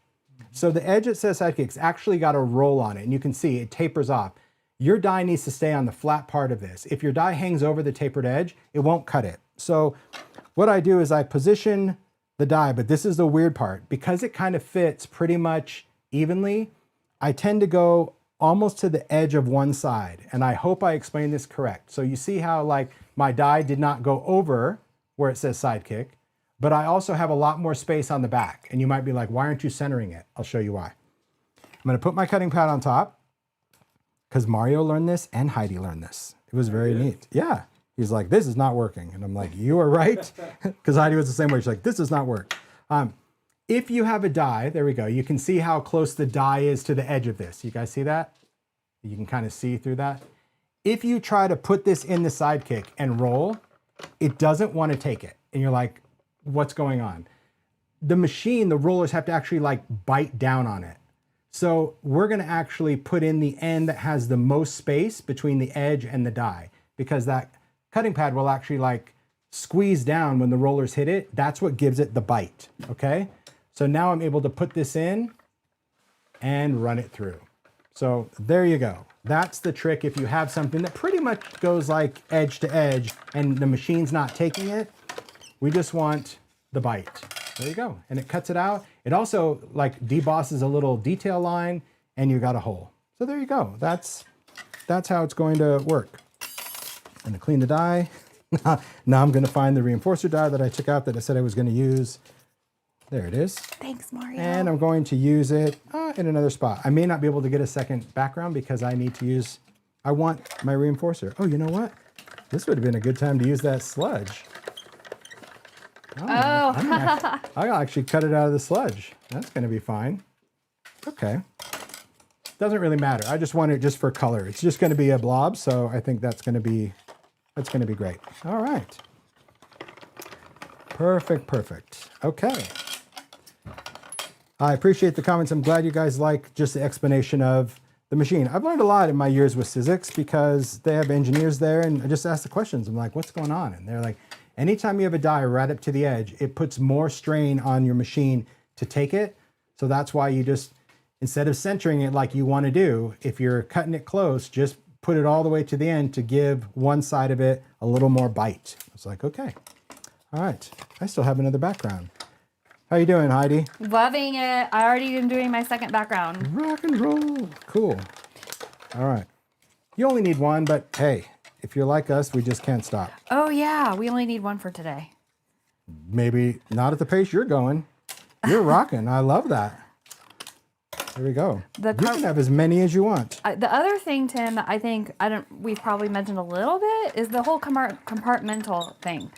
Like do a bunch of stamping and then do a bunch of die cutting. Wrong end. Look at that. See? What? Oh, wrong end. I just did what I said not to. But then I knew right away, I'm like, just not taking it. Sorry to interrupt you. There you go. But yeah, compartmental, because see, when you're in the zone, see how much more efficient you are? Like you just knocked out tags because you're not thinking about the next step. You're just like, well, I'm die cutting, so anything in front of me, look out. I'm gonna die cut. That is really how my creative brain works too. I can't imagine just trying to sit down and make something from start to finish, everything from scratch. You know what I mean? Inking something, stamping something, cutting something to make one thing. And then you're like, this card took me 3 hours. Well, yeah, it did. But if you got to spend an hour doing this one night and then, 30 minutes doing this, before you know it, you have so many components to actually assemble things. All right. So I'm going to move my sidekick out of the way and let's assemble this tag. Now, this, I'm going to tell you, it does come with a warning that you need to be okay with not using a stamping tool in the moment. However, if you have a stamping tool, feel free to use it, okay? Because we're sticking to the kit. So when Heidi and I were doing this, it's just like, do you? And I'm like, I do, but no, because you may not. So if you don't trust yourself stamping with a block, that was fun though, wasn't it? Yeah. Because it was like, hold your breath. Because think about it, it's like, I don't know, I don't really stamp many sentiments without a stamping tool knowing I can do it again. So this part. But there was a day where we didn't have stamping tools. Yeah. So if you're in the moment, just remember, like, you can use the block or you can use a tool. We're going to use a block because I like a good challenge. So first thing I want to do though is I want to glue on the reinforcers. The reason I'm doing it now is because I don't want to stamp it and then glue this on and cover up my stamped image. So a little glossy accents. And Heidi, I'm happy to share glossy accents. Oh, we are getting a really good rainstorm right now. And we are hoping. You never lose electricity, do you? Well, it's monsoon season here in Arizona. There's a little glossy accents if you want it. So let's just hope for the best. Just know well, anybody watching, if we go out, it's because we lost electricity. And we will come back just as soon as we can. Yeah. Whoa. Yeah. Okay. I know, it is really coming down. Okay, so there we go. I glued those on. Simple enough. Then I'm going to get the sentiments. So you're going to take whatever sentiments you want. Now, I'll talk real quick about sentiments. The whole thing about this is if you feel better cutting and die cutting sentiments, you absolutely can, right? So if you wanted to just do this where you're stamping and cutting and you want to glue them on your tags, this is just the assembly part. This, like the technique part, done. We've already done, we did a background technique, we did puddle stamping. The technique, now we're just going to actually build with what we made. So if you prefer to literally glue on your sentiments and not stamp directly, please do you. You do you. That's it. So for this one, I think I'm going to do piece on it. So here's the cool thing about these stamps, and we talked about it when we actually released the kit. There's several different words that you can mix and match.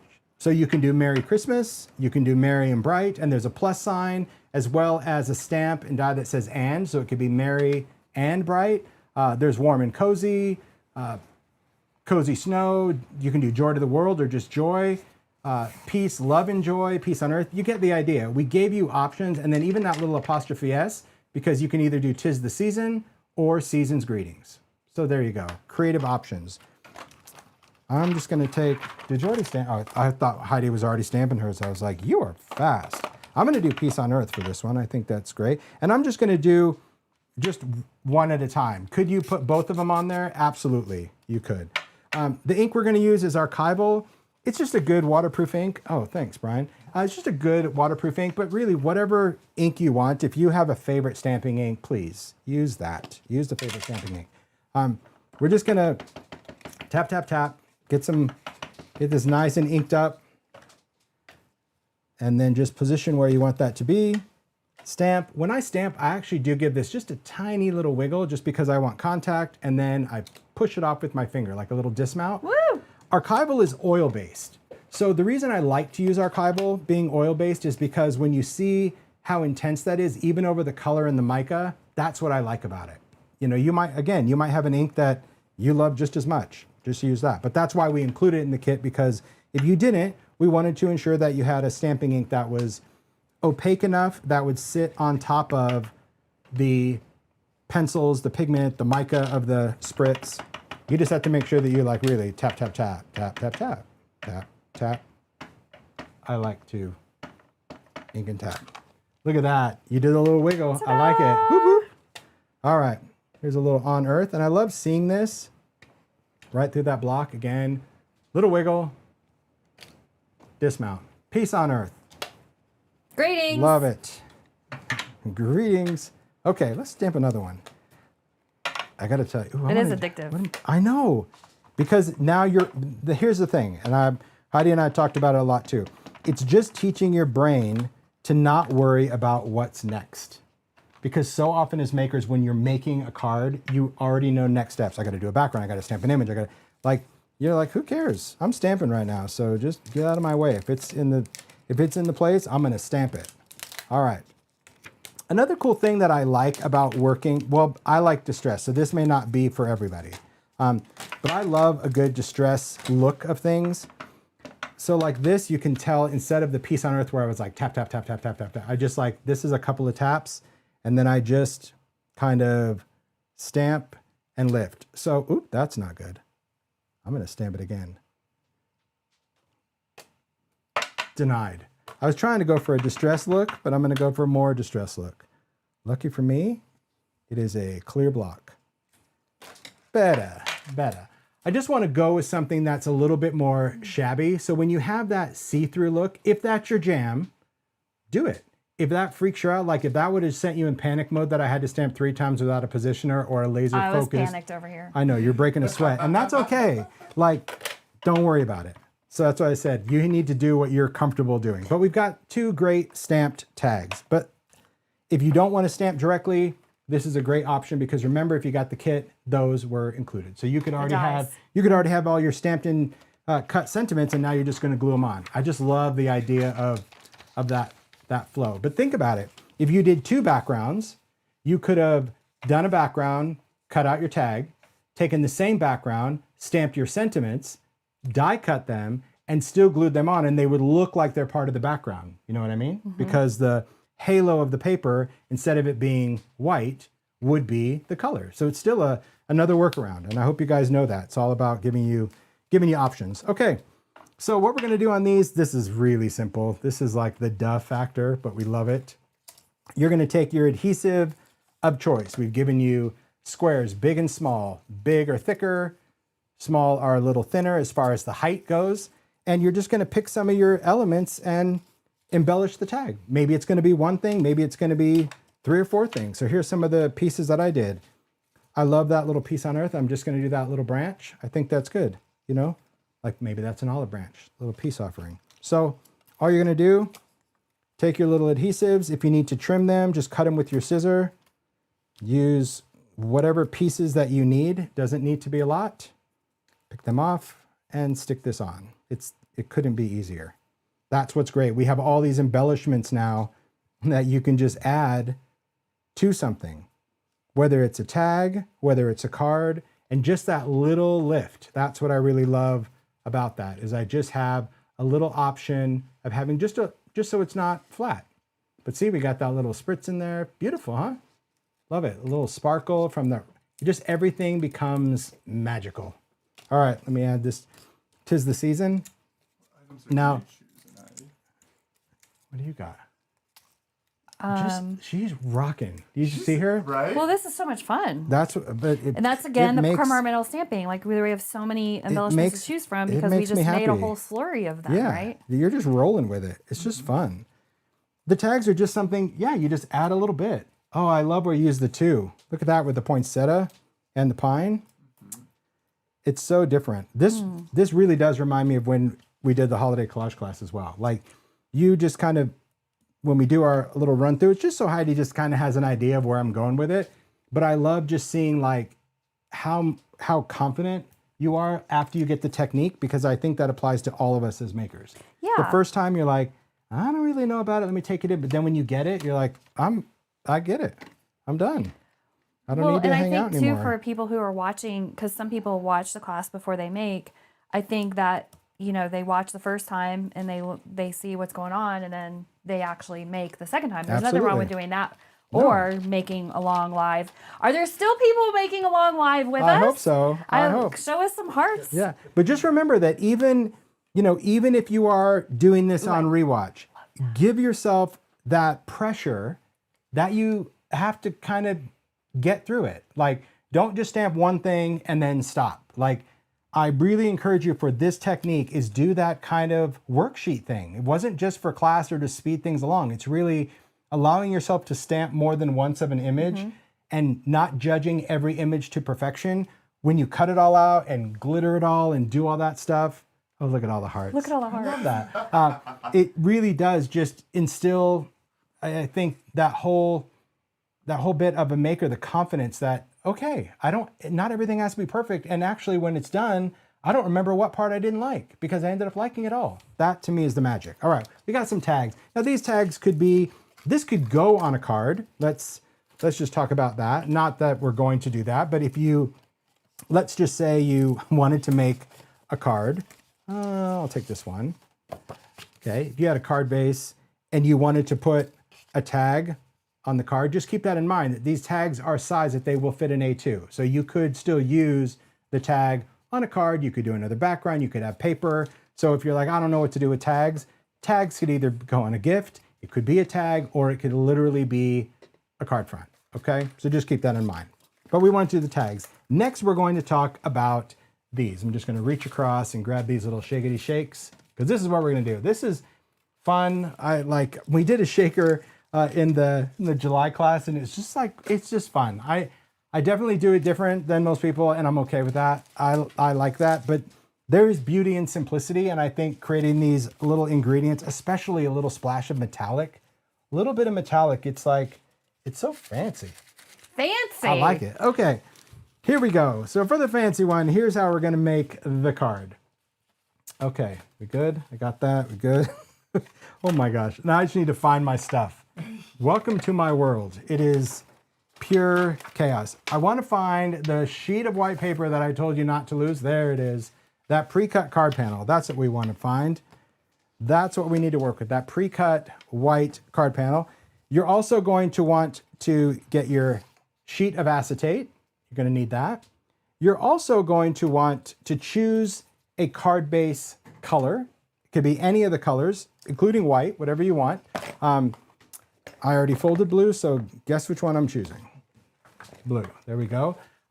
If you fold it, if you happen to have a paper tool like a crease or a scoring tool, this is just a Teflon folder. If you fold it by hand and you actually just use this flat end just to go right over that fold, you see how your card lays flat versus like springing up?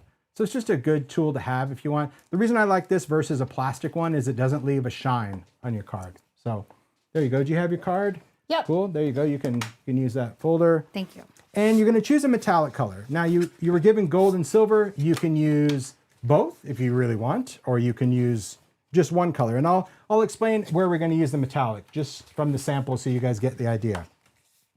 The idea is we're going to cut a word out of the metallic, but we're also going to use a metallic for the background, the matte, what you're seeing inside that shaker window. So in this case, I did silver on silver. In this card, I did gold on gold, so you could do that. And in this card, I was like, gold on silver. So you do you. Pick what you like, but this is what we're going to ultimately end up with. Isn't that shiny? It's so pretty. This paper is amazing for die cutting. Okay. I'm just going to go, I'm going to go gold on silver because, no, I'm not. I'm doing silver on silver because... What are you choosing, Heidi? That's what I want to do. You're doing gold? I'm doing gold on gold. see. This is your ideology This classic. This is the classic craft stock. So this is a craft paper that has metallic. So it's a printed metallic. So it's really good for die cutting, embossing, sanding, all that. So now that we have our supplies, here's what we got to do. We kind of have to move those out of the way just for a second. We're going to work on this white panel. And the idea is we want to create a spritzed background. So you see that spritz? Just like however you do it. It could be... It's kind of like, it could be a little bit blobular if that's what you get, but we're not covering the whole sheet of paper with spritz. Does that make sense? So it's like, I'll show you how we apply it. You kind of just spritz and go.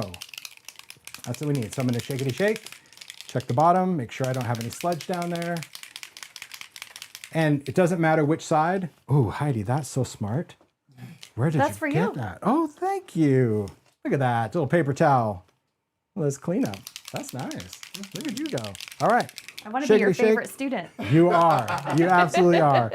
So when we spritz, like you don't want to get like really close, but you also don't want to be out in space. Just kind of hover, and then as you spritz, try to like move in the position that you want that spritz to go. I'll show you what I mean. Like just a quick little burst. That's it. Just that quick little movement. I love that. That's all I'm doing. That's it. Did you do it? Go for it. Let's see Heidi. Go ahead, Heidi. You got this. Yeah. You already nailed it in one shot. Oh, two is I even did better. too. I like See, those. it's those big splotches that always, Juicy. I love it. Okay, now let's just dry it because we want to cut this out. The reason, again, you'll see with hickory smoke, just beautiful. And as far as the, when it comes to working on any of these elements, you use what you enjoy.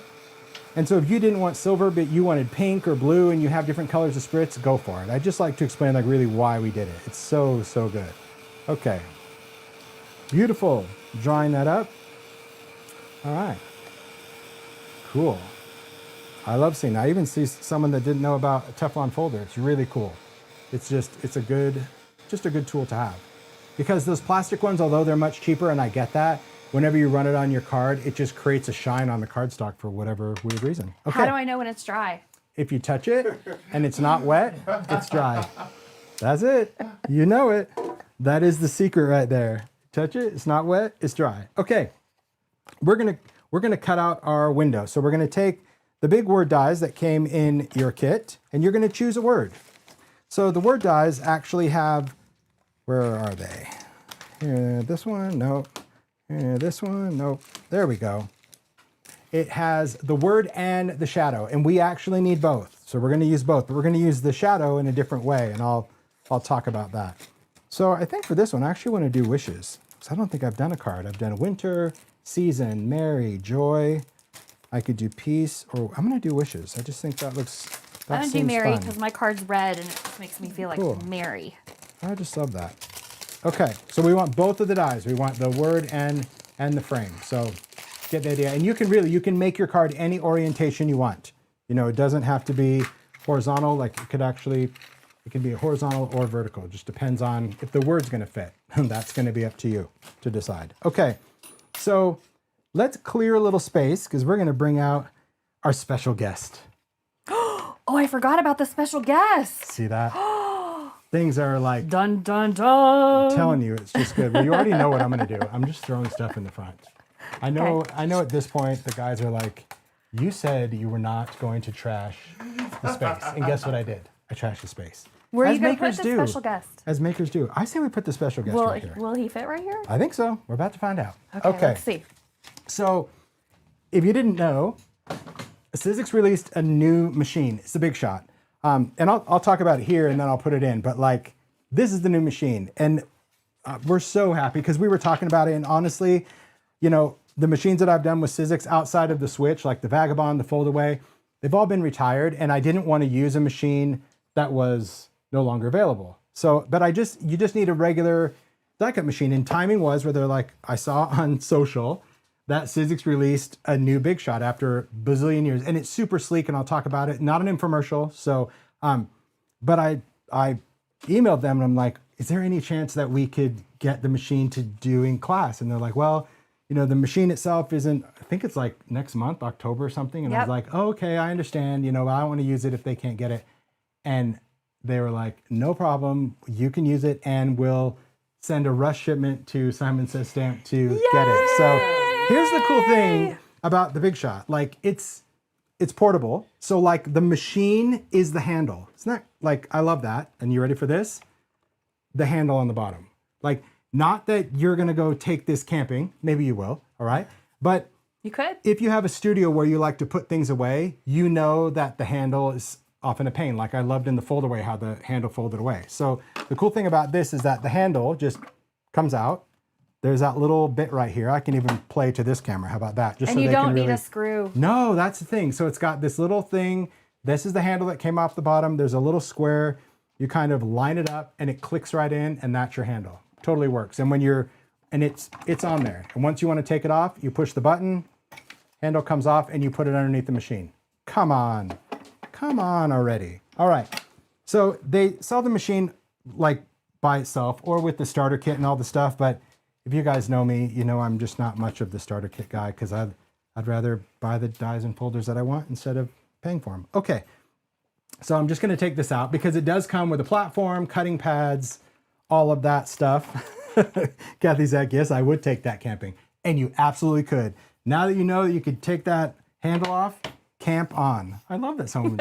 That is definitely a happy camper. I'll tell you that. Okay, we're going to put this here. Well, I'm going to probably need to move it because I want them to see how it works. Is that cool? And then I'll pass it over to you? Yeah. Yep. Okay, cool. So here's what we want to do. We want to just take our background. But wait, there's another feature about the machine that you're gonna like. Oh. I know where this is going. There's 2 more features about the machine. One is Simon Says Stamp has it on pre-order right now, shipping in October. And 2, we have it on sale. So You're awesome. It's on it for a sale price at simonsaysstamp.com. You can go to our sale category. If Tara's in the chat linking, she can link to it. And You're awesome. You're probably going to ask me how many dollars off. Well, I'm just going to say, is it a big sale? $35 off. Yes, it's Yeah. a big sale. That's cool. Yes, big Thank shot, you. big Thanks sale. for doing that. Sorry to interrupt I you. love all these surprises. She's surprising me throughout the class. You're like, it's like Christmas for me. Like, because I love that, I love the sharing and the creative part, but we still have a secret ingredient. I love that. But I love that we're doing all this, but then along the way, you're even putting it on sale, which I'm sure the students and the people watching appreciate as well. So that's really cool. Thanks. Thanks for doing that. All right. We're going to take the shadow of the word because that's what we're doing. What we're going to do is we're actually cutting the shaker window using the word. It's bigger than the word itself. So position it where you want. Now, my advice is we are going to add some greenery. So it's okay if you want your word to be a little higher. Maybe you flip your background around and you like this part better. Totally up to you what you want to create. So I absolutely have no problem with whatever you choose. Just make sure that you're going to give yourself some room to add some greenery or whatever later. Okay, so I'm going to place that down. I've got this already comes with the platform. It comes with the thin die adapter that's on here, and of course the 2 cutting pads. So just going to place that, put this here. That's good. And let's use the big shot. Okay, there we are. I'm just going to place this, rock and roll. Let me get rid of those little tape things. Like, it's just so simple. My word. Look at that beauty shot. That's creamy, dreamy rollers. I know, did you hear it? Yeah. No, I'm gonna let you do it so you feel it. It's very cool. It's very cool. I'm gonna show one other thing that I know Sizzix is here watching, so here you go. There's your bottom part and there's the cutting pad. I'm just curious because there was something I found on the machine that I want to know if that's by design or just a happy accident because it's really cool. But I'll tell you that in a sec. All right, got it? And then if you put your hand up here, that'll just because you're on the glass. Yeah. But see how it's just easier to grip? I like that. I thought that was really sick. And hold on to your leftover. Like hold on to that shadow piece too that we cut out because I'll talk about what we can do with that a little bit later. You guys doing all right? Good, good, good. Okay. People are loving the sale too. I do too. That's really awesome. All right. So if Sizzix is still watching, and you could just tell me the answer later. I don't need to wait, but I am curious. Okay. When I was putting this away, because obviously I can now detach the handle, right? Because I'm going to put it in my craft space. I like to put it under the table. So I just run underneath. There you go. You just pop that in. It's not magnetic or anything. It just fits. Okay. But then I had my sandwich. Now, typically in my studio, I put this somewhere else. I put it in a drawer, and then when you go to die cut, I'm looking for the stuff. This may not work. Who knows? I've been on camera and they'd be like, you fool, it doesn't even work. Okay. When I take the sandwich and I try to put it in, it doesn't go. It just stops. But if I take the sandwich and I put it in from the other side, I can actually push it through and it holds it in place. Wow. What? Is that by design or I don't understand. Happy accident? Because it's just weird. And so now I can put my machine away and my cutting pads don't go flying out. I don't know, but that's pretty darn cool. Yeah. Wow. Good thinking, Sizzix. But it doesn't work one way. It doesn't work from the Sizzix side. It worked from the Big Shot side. And then it just stays in there. So I thought that's by design, freaking cool. Because now I know everything is right there with a machine and just put it away. Nice, huh? So Okay. it's just the plates are kind of the same as the others? It's same, yeah. From what I understand, it's the same. They just wanted to like redesign, because remember the other machine was like, it had the bell shape and it had these big walls, and it's just very ergonomic and just a sleek design. I like that it's small. I also like, honestly, that it's lower. I mean, look, I love my fold away. It's got great pressure, but it is elevated. So often when I'm cranking, like it wants to topple over, and this one's just, it's got the grip right on the side. It's cool. We were having this conversation last night where Maria's like, how many machines do people need? And right away, Heidi and I were like, as many as they want. Like, because I'm going to use this machine for this and this for this and this for this. We're all that. And then he's like, okay, I get it. But he does get it. I didn't know that I needed a sidekick on my desk every day, but now I know I do. Exactly. Actually. Yeah. So, are we going to use that again for the word and the metallic, or is that later? Oh, well, I think we can actually get away with it on our sidekick. But you know what? We'll use the big shot. We'll bring it out again. Okay. So let's do that. So here's what we want to do. Thanks for reminding me on that. We're going to cut our word, the scripty part, so not the shadow part, out of metallic. So this is the time where you can get out your paper trimmer if you want to get out your paper trimmer, because we are going to want to do a matte as well for our card. So we'll talk about that in just a second. But for this, I'm just going to cut a piece of metallic. But if you had your paper trimmer, you can use that. Sometimes this would absolutely freak people out. Yeah, look at the big shot. You know why? Because it's easy. It's easy to pick up. It's easy to get the handle, put it on. Like, that's pretty cool. I'm digging that. Does anyone really know the answer if the cutting pad thing was intentional or accidental? Yeah, they didn't say. It's so weird, but dang, it's cool. But I'm probably just learning that. Well, it's a great thing. All right. We're just going to run this through. But this would have, I mean, you could have done this little word in the sidekick as well, just not the shadow. The shadow was just too wide. So there we are. There you are. Sharing is caring. Thank you. There you go. All right. How'd you do? All right? Almost dropped my water, but it's good. Uh-oh. Perfect.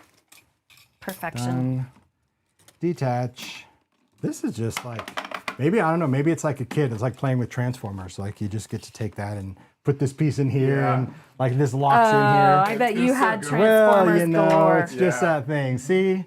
Reed and Brian, they're like, yeah. Exactly what you're talking Yeah, Did yeah. all you guys That's- play with Yes, Transformers? it's just the satisfaction of like just building stuff. You know, it's just how it is. Like things that click and snap and move and okay. So there's my word. I don't know what the dot of my I went, but I'll use that. That's going to be fine. Probably went flying somewhere. All right. So what we need, so we've got our word, we've got our outside, we've got our little background. We're also going to want a mat. So the mat is a piece you're going to need to cut. It's going to be 4 inches by 5 1/4 inches. Okay, so that's 4 inches by 5 1/4. So I'm going to get a paper trimmer. It could be whatever paper trimmer you use, and I'll just go with whatever side I feel is the straightest.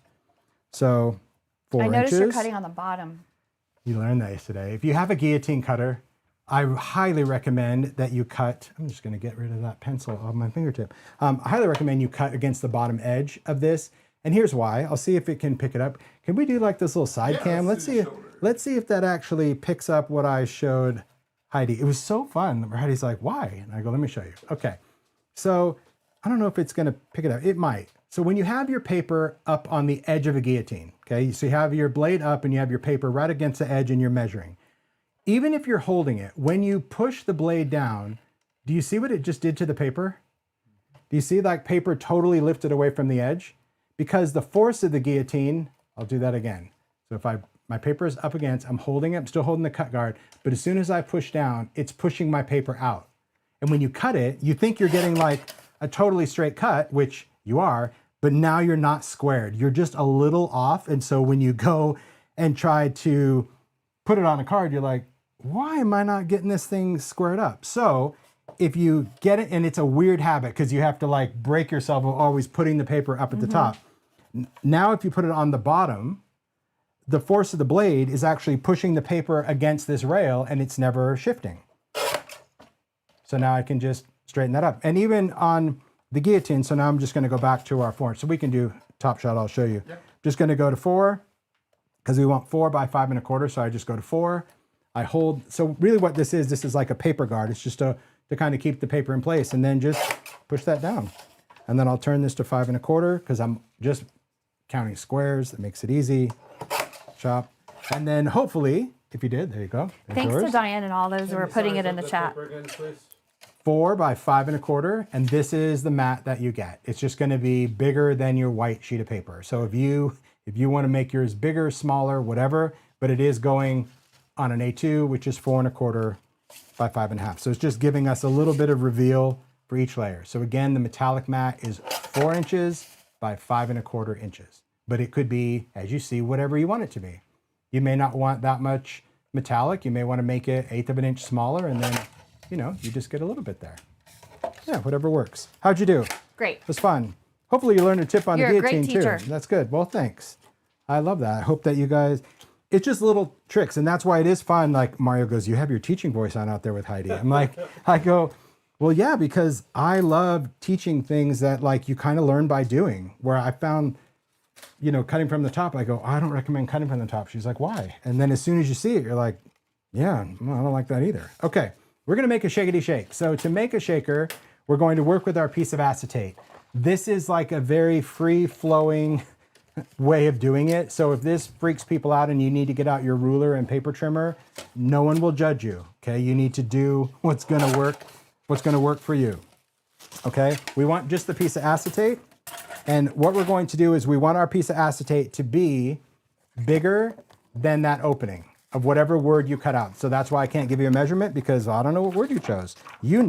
So just make sure that you make it bigger, because we're gonna glue it onto the back. So not the side that we spritzed, we're gonna glue the acetate onto the back of this. So what I do is I just eyeball it. So I'm just gonna kind of hold that in my hand, hold the card base, take my scissors and just make sure that I like cut this off, because I can always trim a little bit more. Go with this, cut it across. And I just wanna, again, make sure that the acetate is bigger. How much bigger, it doesn't matter, okay? If it's too big, like I look at this, I'm like, well, I mean, I did it, so I might as well keep it there. But I need 2 pieces, so I don't need the piece that big, so I'm gonna trim it off. So when I say 2 pieces, it means that once you've cut one, you're gonna wanna cut a second one. Now here's the thing I want to also ask you to keep in mind.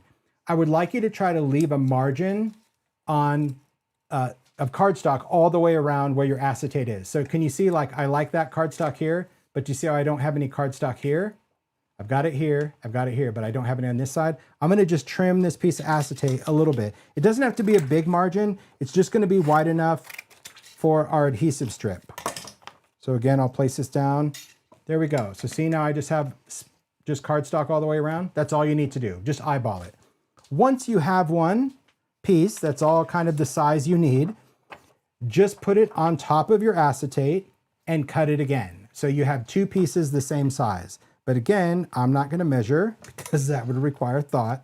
And so instead, I just place it on top and just use my scissors and chop it around. So I have 2 pieces. Everybody have that? Hopefully that's not confusing. I just can't give you measurements because you all chose different words, okay? That's it. And I use the shears. If you don't have these and you have just a smaller pair, that's fine. But I love these. These are great for detail work, but I mean, you see Heidi and I are rocking the shears because if you do any kind of card making or die cutting, it makes the job one swoop. You're not going. All right. Especially when you're wrapping Christmas presents. Let me find my glossy accents. Oh, is this it? I stole it. Cool. Thank you. So what we're gonna do now is we're gonna take one, make sure you know where that other acetate is. We're gonna place a piece of acetate and we're gonna glue it onto the back of that window. When I say glue, we're gonna use glossy accents, and you're just gonna use a little scribbly amount, okay? You don't wanna pipe it on too much because when we press the acetate, it's gonna ooze, and you may not want it to ooze in the window, okay? So just give it a little scribble, then you can kind of scribble it a little bit more in some of the open space. But if you see, you can hold it up to a close-up cam real quick. It's just gonna be a quick flash. Sorry. You're good. There you go. Can you guys see that? There's not a lot on there. It's just a very small scribbly amount. Okay, thanks. Then I'm gonna place this right over the top into that glue and just push that down. so that's just our window. So now we've essentially just glued some acetate behind that. Simple enough? Did all right? Yep. Ooh, I like your shape. Look at that. You did some cool geometric with yours. All right. Then what we're going to do is we're going to take this adhesive. These are adhesive strips, foam adhesive strips. And if you haven't been introduced to these before, they are a dream. If you were in the holiday class, you already know about this shakety shake approach. It's very cool. What I love about this is that you don't have to cut strips of foam tape, and it's very skinny. And also, I learned a new way to do this because in the holiday collage, I did it my way with a little choppity chop where I cut like a billion little pieces, and I watched Heidi and she like just used it like a lasso and roped around with the tape. And while it looked a little janky, it worked really, really well. So I was like, that's a really good idea, right? So yeah, when we did this, she's like, oh, I see you have a new way of doing the tape now. I'm like, I learned it from you. So start wherever you want. Give yourself a little distance. And the thing about making a shakety shake, if you've not done one before, is essentially, when I say rope it around, you see how you can just bend it? It doesn't matter that it looks janky like that. You kind of push and go around. When I first started making shakers, I always thought that my tape frame needed to be a rectangle. I don't know why. Like I needed to make a box that was the size of my acetate. The thing about that is that all your shakety stuff has to fill in from your tape up. So you really use a lot more shakety stuff the bigger the opening is. So it's pretty good just to try to stick around the framework, not right up against the edge, but just a little bit. So I think that's important. I see someone asking about the tonic trimmer, but I'm not familiar with the official name. They're asking if it's called a comfort trimmer. I think it's the 8.5 inch. Is that what it is? And they may call it a comfort trimmer. I call it a guillotine. I actually call it the chopper, but hey, it might be called that. So I don't know what the official word is. I'm sorry, I'm not sure either. That's all right. Mario, if you know the... I'll go see if I can find it. Thanks. So like when I get up here, I'm not going to try to go in and go reverse. Yeah, I'm not sitting here like, that'd be like parking a bus. No way. I'm just going to... Look at Heidi's shape. Let's see what she did.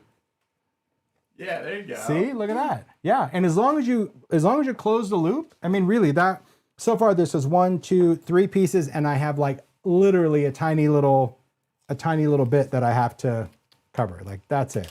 It's really, really good.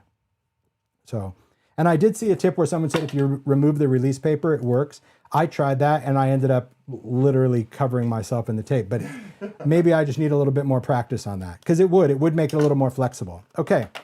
So this is what we have. We've got like a little tape frame, right? So next we're going to take our little shakety bits. Where are those? They're those. Shine. Star Shine. If you're missing yours, I have a spare. Well, it's just in my pile of happy directly. Oh, here it is, right here. I got these. Isn't that a song? Good morning, Starshine. Is that it? You don't want to hear me sing, but I think that's a song. I don't know a lot of songs. Maybe, but okay.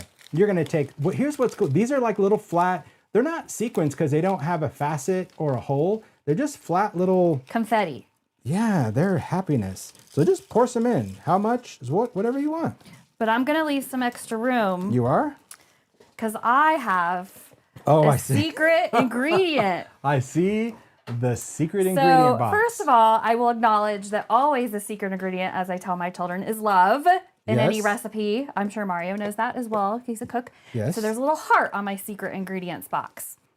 So I'm going to, probably shouldn't open this live on camera. No, sure, go ahead. But I'm going to tear into my secret ingredient for today. Are we eating it? Oh, I see it. I mean, well there's two. Well played, Heidi. Well played. I couldn't not use this vintage chunky glitter. Oh my gosh. I couldn't love you more. Let me just tell you. Your lives have been hilarious, and your love for rock candy. Like, it's so good. I love the big bottles of the rock candy and the chunky that are seasonal. Chunky. So yeah. Everybody's got to know. And I was hoping in our little project today that I could add this to my shaker because I think this is beautiful in the shakers. Do it. So we've got the Starshine sequins. And before I peel back that's good. my adhesive strip, I'm adding a lot, probably too much chunky. I better go get the vacuum. Yeah, So I might need to shake some of that out. I promise I won't sprinkle it on your project like last time. You know what? I'm gonna partake. You're gonna oh yeah. Why not? Yeah. Look. Yep. Yay, You know. yay. I should have just offered it to you. How rude of me to be in your studio and not share my secret ingredients I'm just with going you. to try some. Hey, I've never done it. Look, I'm all about trying new as well. I'm open to it. I can't expect people to be open to it if I'm not open to it as well. I like the idea. All right, let's give it a whirl. So Chunky's great for shakers. we're about to find out, aren't we? You've already done this or you already know? Okay. So once you've got your shakety bits in there, whatever it is, we're going to need our other piece of acetate, and we want to remove the release paper and stick this over the top. Okay. If you get some stuff that's like stuck on, don't worry about it. Don't panic. You know, like if you get any glitter, I call them jumpers. If you get anything that like jumps onto the tape because for whatever reason it wants to do that, it's okay. It really is. That's just fun. But see, like that's really slick. I love that. Okay. Let's see. There's a little of that. It's the tape. Mine's right? extra full. How are you doing? Heidi, she's like, mine is extra full. I love it. Okay, so I peeled that off. I'm gonna take the acetate piece, and we already know it's the same. So I kind of look, can you see how it leaves a little bit of a drop shadow? That's what makes it easier for me. That's why I want them cut the same size, because it's just easier for me to just go right into that place and just stick it down. And again, don't worry about jumpers. You'll get them. Don't worry about it. And you just kind of push it around. You don't have to squish it, but just definitely try to seal a meal. Okay, so this is what we got. Oh, look at that. I love that little bit of crunchy. Oh, that's good. I said crunchy. See, chunky, because I just heard the crunchy sound. I'm like, look at that, crunchy. All right, Fun. that's good. So that's like our shake mechanism, okay? We're not done. Oh, thanks. Thanks, Mario. Thanks, Brian. I didn't really see that name on there. So I No, if you want to do it, so this is the trimmer. So this is the one we use, 8.5 inch trimmer. Yeah, And it probably has on the back, probably has a SKU number. 160 EUS. Yeah, but that's it, 8.5. That's the one we're using because I know it goes by. Thanks for that. I'll hand that over to you. Okay, so once we've done our little shakety window, we're gonna go back to our strips, and now we just want to create the border of tape. And that's why I said if you could leave a bit of cardstock, it's just going to give you place for the tape, because if you don't, putting the tape on top of the acetate is just going to make it too tall. Okay, perfect. Yes, chunky glitter. Rose asked, is chunky glitter different than mica flakes? Yes, absolutely. Mica flakes are synthetic mica flake. It's kind of flecked, and chunky glitter is actually a chunky rock candy. There's a video I did on my website showing you the differences and showing you all types of different tips and tricks, even coloring it. We tinted it. Heidi, she's got my colors right behind me. I did trays of color that Mario and I did of the regular and chunky. So, because you can tint this stuff. It's beautiful. Yeah, just made different colors. So thanks, Heidi. It's fun back there, huh? And the chunky. Oh, look at the chunky. Woo-wee. We had good fun. Mario and I were rocking it with that. Oh, Mario said he was going to link it. Thanks, Mario. Thanks, Mario. So I'm just adding tape just around the perimeter of the card because it's going to allow me to adhere it to the background. So this doesn't need to be like, I'll say a closed circuit. It just is what's going to hold this up. Also, if you want to add a little reinforcement right here, because let's face it, there's really nothing from here to here. Just keep that in mind, that if you want to add another piece, you absolutely can. This is just going to glue it on to the background. But before we stick it down, we're going to talk about the string, because when I was showing this to Heidi. Oh, I forgot about the string. See, and when I was showing this, I forgot about the string. And I'm doing this, and she's like, are we going to use the string? And I was like, well, whoops. Did you find it? Yep. Okay. So you got this cool little silvery lasso. It's just nice. And this is optional, but here's what we're doing. We're just adding a little bit of sparkle and shine. And you can either do this where the string stays on the outside of your card, or Heidi, you have your card, right? Did I take it? One you made? See? Welcome to our world as makers. It's literally inches in front of us and we have lost it. But Heidi's card, it was right behind you. There you go.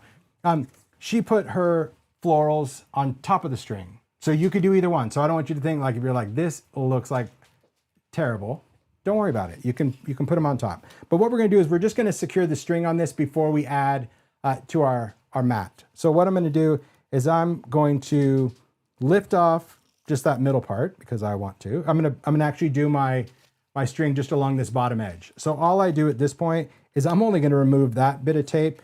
You might be more of a professional than I am, where you can actually trust yourself and remove all your tape. Good on you. I can't right now. So I'm only removing the stuff I have to, where my string is going to go. So all we're going to do is wrap it around the card. So do whatever works for you. You can start with one and lasso it 2 or 3 times. Again, my way is kind of weird because I think when I was showing Heidi, she's like, that's confusing. But I take the string and I fold it in half, and then I figure out like, okay, if I need to go across the card, then I need to go across the card a second time. That's not enough string. So I just keep lengthening it. And I know probably someone has a much smarter way of knowing how much string you need, but I feel that if I double this over and it can go across my card, it's enough string before I cut it. Yep, that's going to be enough. See, it's folded like in 4, and I still have some on the end. I just know it's enough. I don't know if it makes sense. It didn't make sense to Heidi, and I don't blame if it doesn't make sense to you. But I know I have just a double strand that I can just wrap around the card once. You do what works. Because that really didn't work when you did it. You're like, doesn't make any sense. Okay, I've got that there, and I've got that there, and I'm gonna wrap this and tie a little knot. Now, is this assignment says stamp string, right? Yes, or silver cord. Silver cord, sorry. So if you're looking for string, that's probably why you can't find it. Silver cord. All right, I'm gonna tie a little knot, if I can, with my fingers, flipping this through. And what's interesting about this cord also is it is like round and loopy. So, you kind of want to play with the knot a little bit, so you can get it like tied around the card. If it's loose around the card like it is on mine, you just cheat and just kind of wind it up a little bit. Just pull some of that back and stick it onto the tape. Can you see that? So now I'm using this just to make it a little tighter, but you don't want it to be super tight because I want to tuck stuff underneath. Oh, I actually like that little loop there. All right, I'm not going to do it, but I do like that. See? I like that too. It's like a little half loop. I'll leave it for now. Yeah. I'll leave it for now. Okay, so what we want to do is we're going to stick this onto our metallic panel. So now we're going to remove the rest of our adhesive, and away we go. We're in the home stretch, guys. This is finishing up our card, and we can wrap it up. It's just fun. It's fun to just see all this stuff going together. So if I was making shaker cards, which I don't do a lot of, I'll admit, again, compartmental. I would just do a bunch of different pieces, a bunch of frames. Let's see yours. Oh, see, I like that. Oh, I love the angle of Mary. That's cool. I love how you did that. Just Thanks, giving Tim. it a little You're fun. a great teacher. That's just fun. It's like Santa and the sleigh taking off. There we go. Stick that down. Our wishes. Okay. For our card, now we're going to put this on the card base. Just make sure if you put on your card base is going the right way. If you want it to open right. Okay. You can place this down however you want. If you want it glued, use glossy accents. If you want to have a little bit of a lift, use the small squares. If you want to have a big lift, use the big squares. Use whatever. We're just going to stick this on to the card base right now. We're still going to add the word. We're going to add the greens, but I just feel like, why not? Why not just get it on there? Get it down. I'm just using squares. If you have any kind of roll of foam tape, use it. Oh my gosh, Tim, the chat's going crazy with people excited about you coloring the rock candy and the chunky. It's beautiful. It's so easy. And then you have it. Alcohol ink. Yes, alcohol ink. And that cool little container that holds all the glitters, I got that at Simon Says as well. It's like totally inspired me to just make little, I used to do jars of glitter with distress jars, but that holds way too much glitter that I would never use. So I love having the option of just those little ones. Okay, so this, I'm just going to create a small little frame. I just eyeball it. Again, now you're really seeing like how I make, which is, I don't care. I don't really. You put it down, and I always do this, and Maria's like, what are you doing? I'm like, because I commit. Like, it's done. If I smack that down, it's done. Look at that. I'm still liking the loop. Probably not. I do too. Probably not as long as of a tail, but I'm good with that. That little loop. It's like a little, I love it. Okay, next we're going to add our word. So we're just going to glue our word right into that window, and you're just going to use a little bit of glossy accents. Go gentle with the glossy. Okay, otherwise you're going to have ooze. I didn't plug yours up. We're sharing. Let's see. I always forget to put the lid on mine. That's all right. Oh no, it's not plugged up. I'll do this. I'll hand it over to you. So what I'm doing, and I don't know if the camera's going to pick this up. I am doing literally the tiniest, I'll hold it close to that camera. I'll come to you real quick. No, I can come to you. I'm using, oh, sweet. I'm doing the tiniest little dot. So I'm not even doing a full strand of it because you don't. Those dots are going to spread out and it's enough to really tack it down. So just think of it as like doing a little dot to dot. It's one of those where you think that's not going to be enough glue. Yeah, well, I mean, this is a really, really detailed. I love this font too. Fun. I hope we do other things in this font. It's good. There you go. Thank you, sir. Absolutely. So now I'm just going to pick this up. And if you did like the word season, I think that the S is separate, so you glue that on. But you just kind of position it inside. It is. People are surprised that glossy actions are glue. Yeah. They didn't know.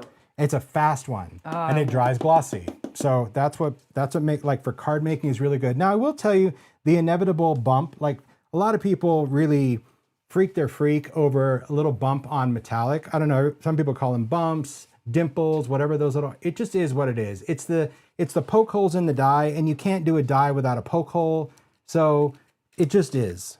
To me, I look at it and I go, thanks for being there. Mine's Mary. It is. I need to dot the I right there, that little bit. So this one, I don't trust myself by dropping that paper in the right spot. So I just put the glue there and I'll drop that little dot. Drop it like it's dot. There you go. Okay. Tap that. Do we have the lid for glossy anymore? It's over on your left. Well, Right there. Right there. thank you. Thank you. Okay. So far, so good. Look at this. Now is the fun. Now you just embellish. Now you take all that other stuff that you have, all those things that you've cut out and glittered, and you just decide how you want to embellish. This is the whole compartmental thing. It's like if you've been playing and you've been cutting and you've been stamping and you've been doing all those things. Heidi got her tray. I need my tray too. Like, you can just take all your things and be like, okay, I think I want to do, I have a poinsettia. Oh, maybe I want to do a little branch with it. Oh, maybe I want to do a piece of pine. I think I like that little sparkly pine, and maybe I want to do a little sparkly piece of this. Get out things that you like. Doesn't mean you have to use it, but I find that if you first kind of purge through what you like, then you can make those choices. The other thing that I love about the adhesives, believe it or not, we really thought about the adhesives, is we wanted thicker foam for whatever you're going to put in the foreground, like a flower, and thin foam for whatever you want in the background, like the greenery. So I'm just going to start with greenery. I see that I kind of did this same little matchup, so maybe I'll use the lighter one. So I'm going to use just the small squares, and it doesn't need a lot. I mean, and you can cut this with your scissors as well if you need to, but I'm going to use the tiny little squares just to peel that off, and I'll just decide where I want to put that. So it's like, okay, I want that in there. And as long as it doesn't go out past the card, it's going to fit in an envelope. So did you make like 5 Christmas cards there? 1, 2, 3, 4. Yeah. Damn, we're down to 195 There now. you go. That's it. We always joke about the 200 cards that we don't do, but it's always like, yeah. But this is one of those, honestly, you could sit down and you don't, like I said, you don't have to go through the effort of a shaker card. You could just use the word. And I'll show you another thing. Let me just stick this down. I'll show you another option while Heidi's working on her fabulous card. I love that. I'm just going to place this. So this one I use the bigger squares, and you just kind of move it. Just position this to where you can still see the word. Like that. See? Bam, just done. Okay, look at that, wishes. Isn't that wonderful? See, in that little loop? I like that. Just fun. And if you wanted to add something else because you're like, oh, that's really not balanced, I want a little piece coming out, you can totally edit. You can cut these down a little more. It's totally fine. But here's the other thing. This is hilarious how much stuff I have just thrown everywhere. We gave you a piece of black cardstock in the kit just for a specific idea. When you cut out the shadow for the shaker, so remember this was for wishes, so you have the leftover, it's already sparkly and pretty. This can't go to waste. So we included a half sheet of Distress black heavy stock, and it's like this cool, really dark, almost suede-like cardstock. And that is so you can cut words and glue them onto the shadow. I mean, you could still do metallic. I'm not saying you have to use black, but that's why we gave you black, that you can make a bunch of words, and those could be cards. Those could go on a, imagine if you didn't want to do the shaker window, like that could go on a card, because the black is really, really nice. It could also be used as a gift tag or whatever it is. But that's why we gave you this piece in particular, because we felt you could cut out a lot of scripty words to use on your leftover piece. That's all, just because we like options. And I love the black cardstock. It's just really good. So, and you have, you know, the other metallic. If you didn't want to do shakers, you can cut metallic and use those words over the solid. It's all about options. I think the thing to remember when it comes to technique, whether we're doing cards, whether you're making a bunch of tags, because we loved making, right, all these little tags. There's a lot of stuff that you can create. We did this. Look at all the stuff that Heidi made. Oh, I love that little pile of glitter. You haven't shaken it up yet, huh? Right. That's nice. Go for it. It's going right. Oh, sweet.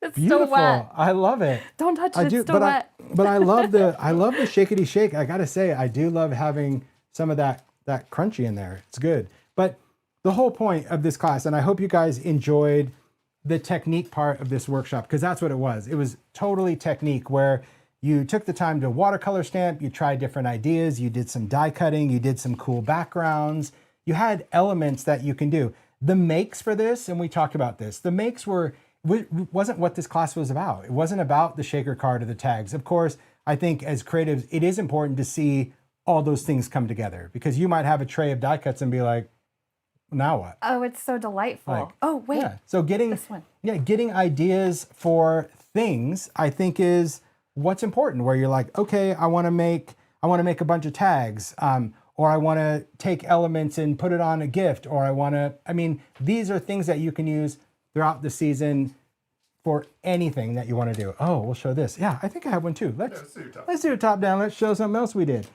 So we were just talking about other things that you can make if you weren't into cards.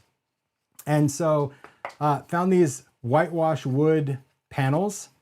Again, I found them at Simon. I like going through your site. They're at Simon's. I just find weird things, but it could be anything. The idea is that you could take a canvas, a picture frame from the dollar store, whatever you want to do, and add those components into it.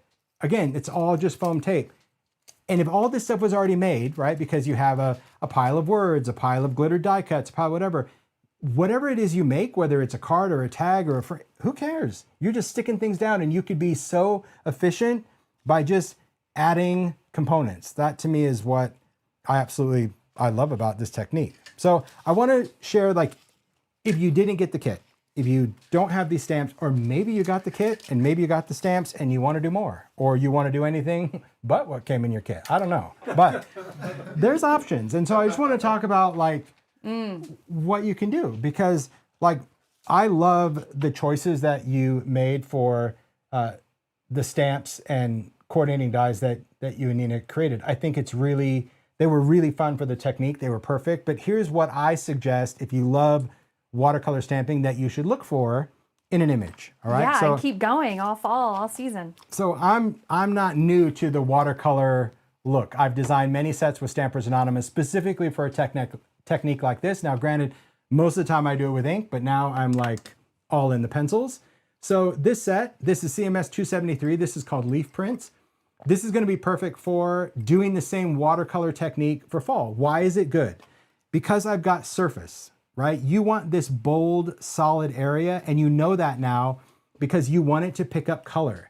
If everything is too detailed or just too much lines, you're not going to like the snowflakes. You saw the difference in the snowflakes. They were a little bit more blurry than, say, the greenery.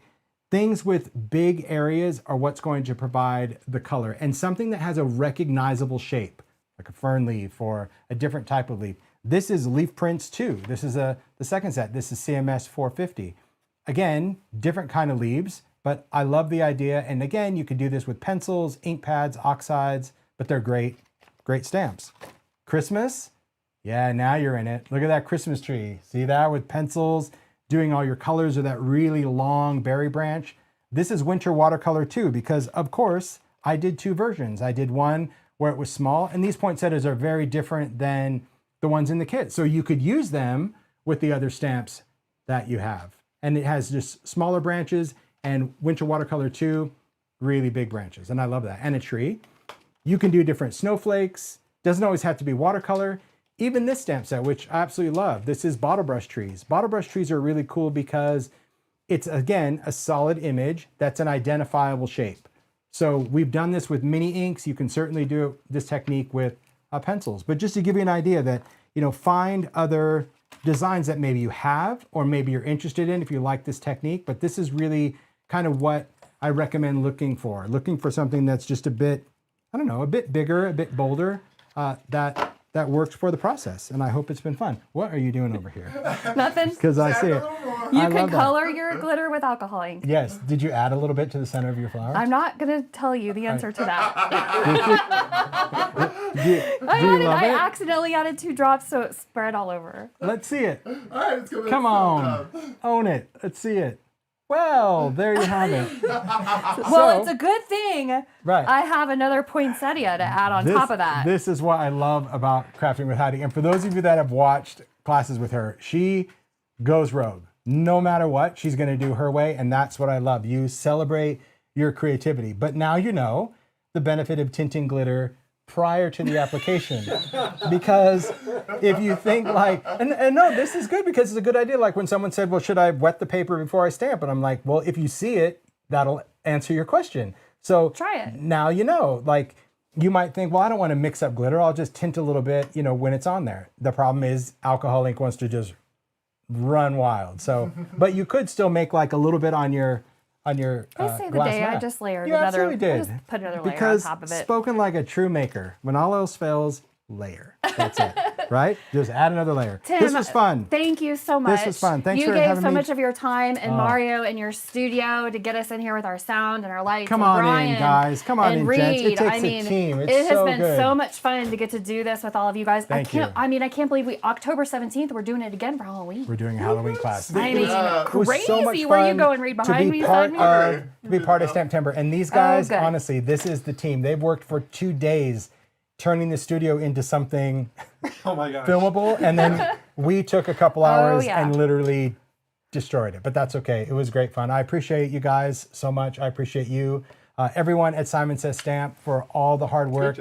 For you guys that support the kit idea, because really when Heidi talked about this, she's like, well, we've never really done like a STAMPtember class, so to speak. So let's try it. Wasn't it great? And I had a blast, like releasing it at the beginning because it was fun to do the launch. And then I love the anticipation of looking forward to the class. So, I loved listening to you guys yesterday hope. all day. You had so much fun. and we had just as much You fun guys today had like a the lot of first fun, time. too. Yeah, I'm reading the chat. So really, thank you guys so much for all the work. And it'll thank you stay guys. on our You YouTube guys channel. rocked You it. can Yeah, it you was can really rewatch good. it anytime. Yeah. Thank Yeah. you all. Great, just- great work. Whoa. It is good fun, and it's good fun to just honestly let yourself create. But when you're doing this, especially as we get into the season it becomes chaotic. If you allow yourself a little bit of time to just play and think compartmental, like do what you can. Do a little stamping one night, do a little die cutting another time. You'll end up with some great components that when you have an hour or a weekend to actually make, all of these things are at the ready. You just, like you saw how quick those cards and tags came together. You just stick it on down. Bam, bam, and bam, you have bam. options. It's really good. So thank you for enjoying this festive time for STAMPtember. Can I give you a high five? Really. You're so good. Oh, You're gonna give me a you're high so five while nice. you're I was covered in gonna give glitter? you a high I five. thought for sure. No, it's not a I joke. thought for sure she was sitting You over thought I here. was setting you up I for a thought you glitter were like bomb. No, layering glitter. Can I give you a no. high five? That's Thank good. you. I adore you. Tim, Thank wonderful you guys. job. Thanks so I adore much. you as well. All of you guys are, thank you. And Thank you, happy thank you. STAMPtember to all of you. Happy STAMPtember. Toodaloo. Bye. Bye-bye.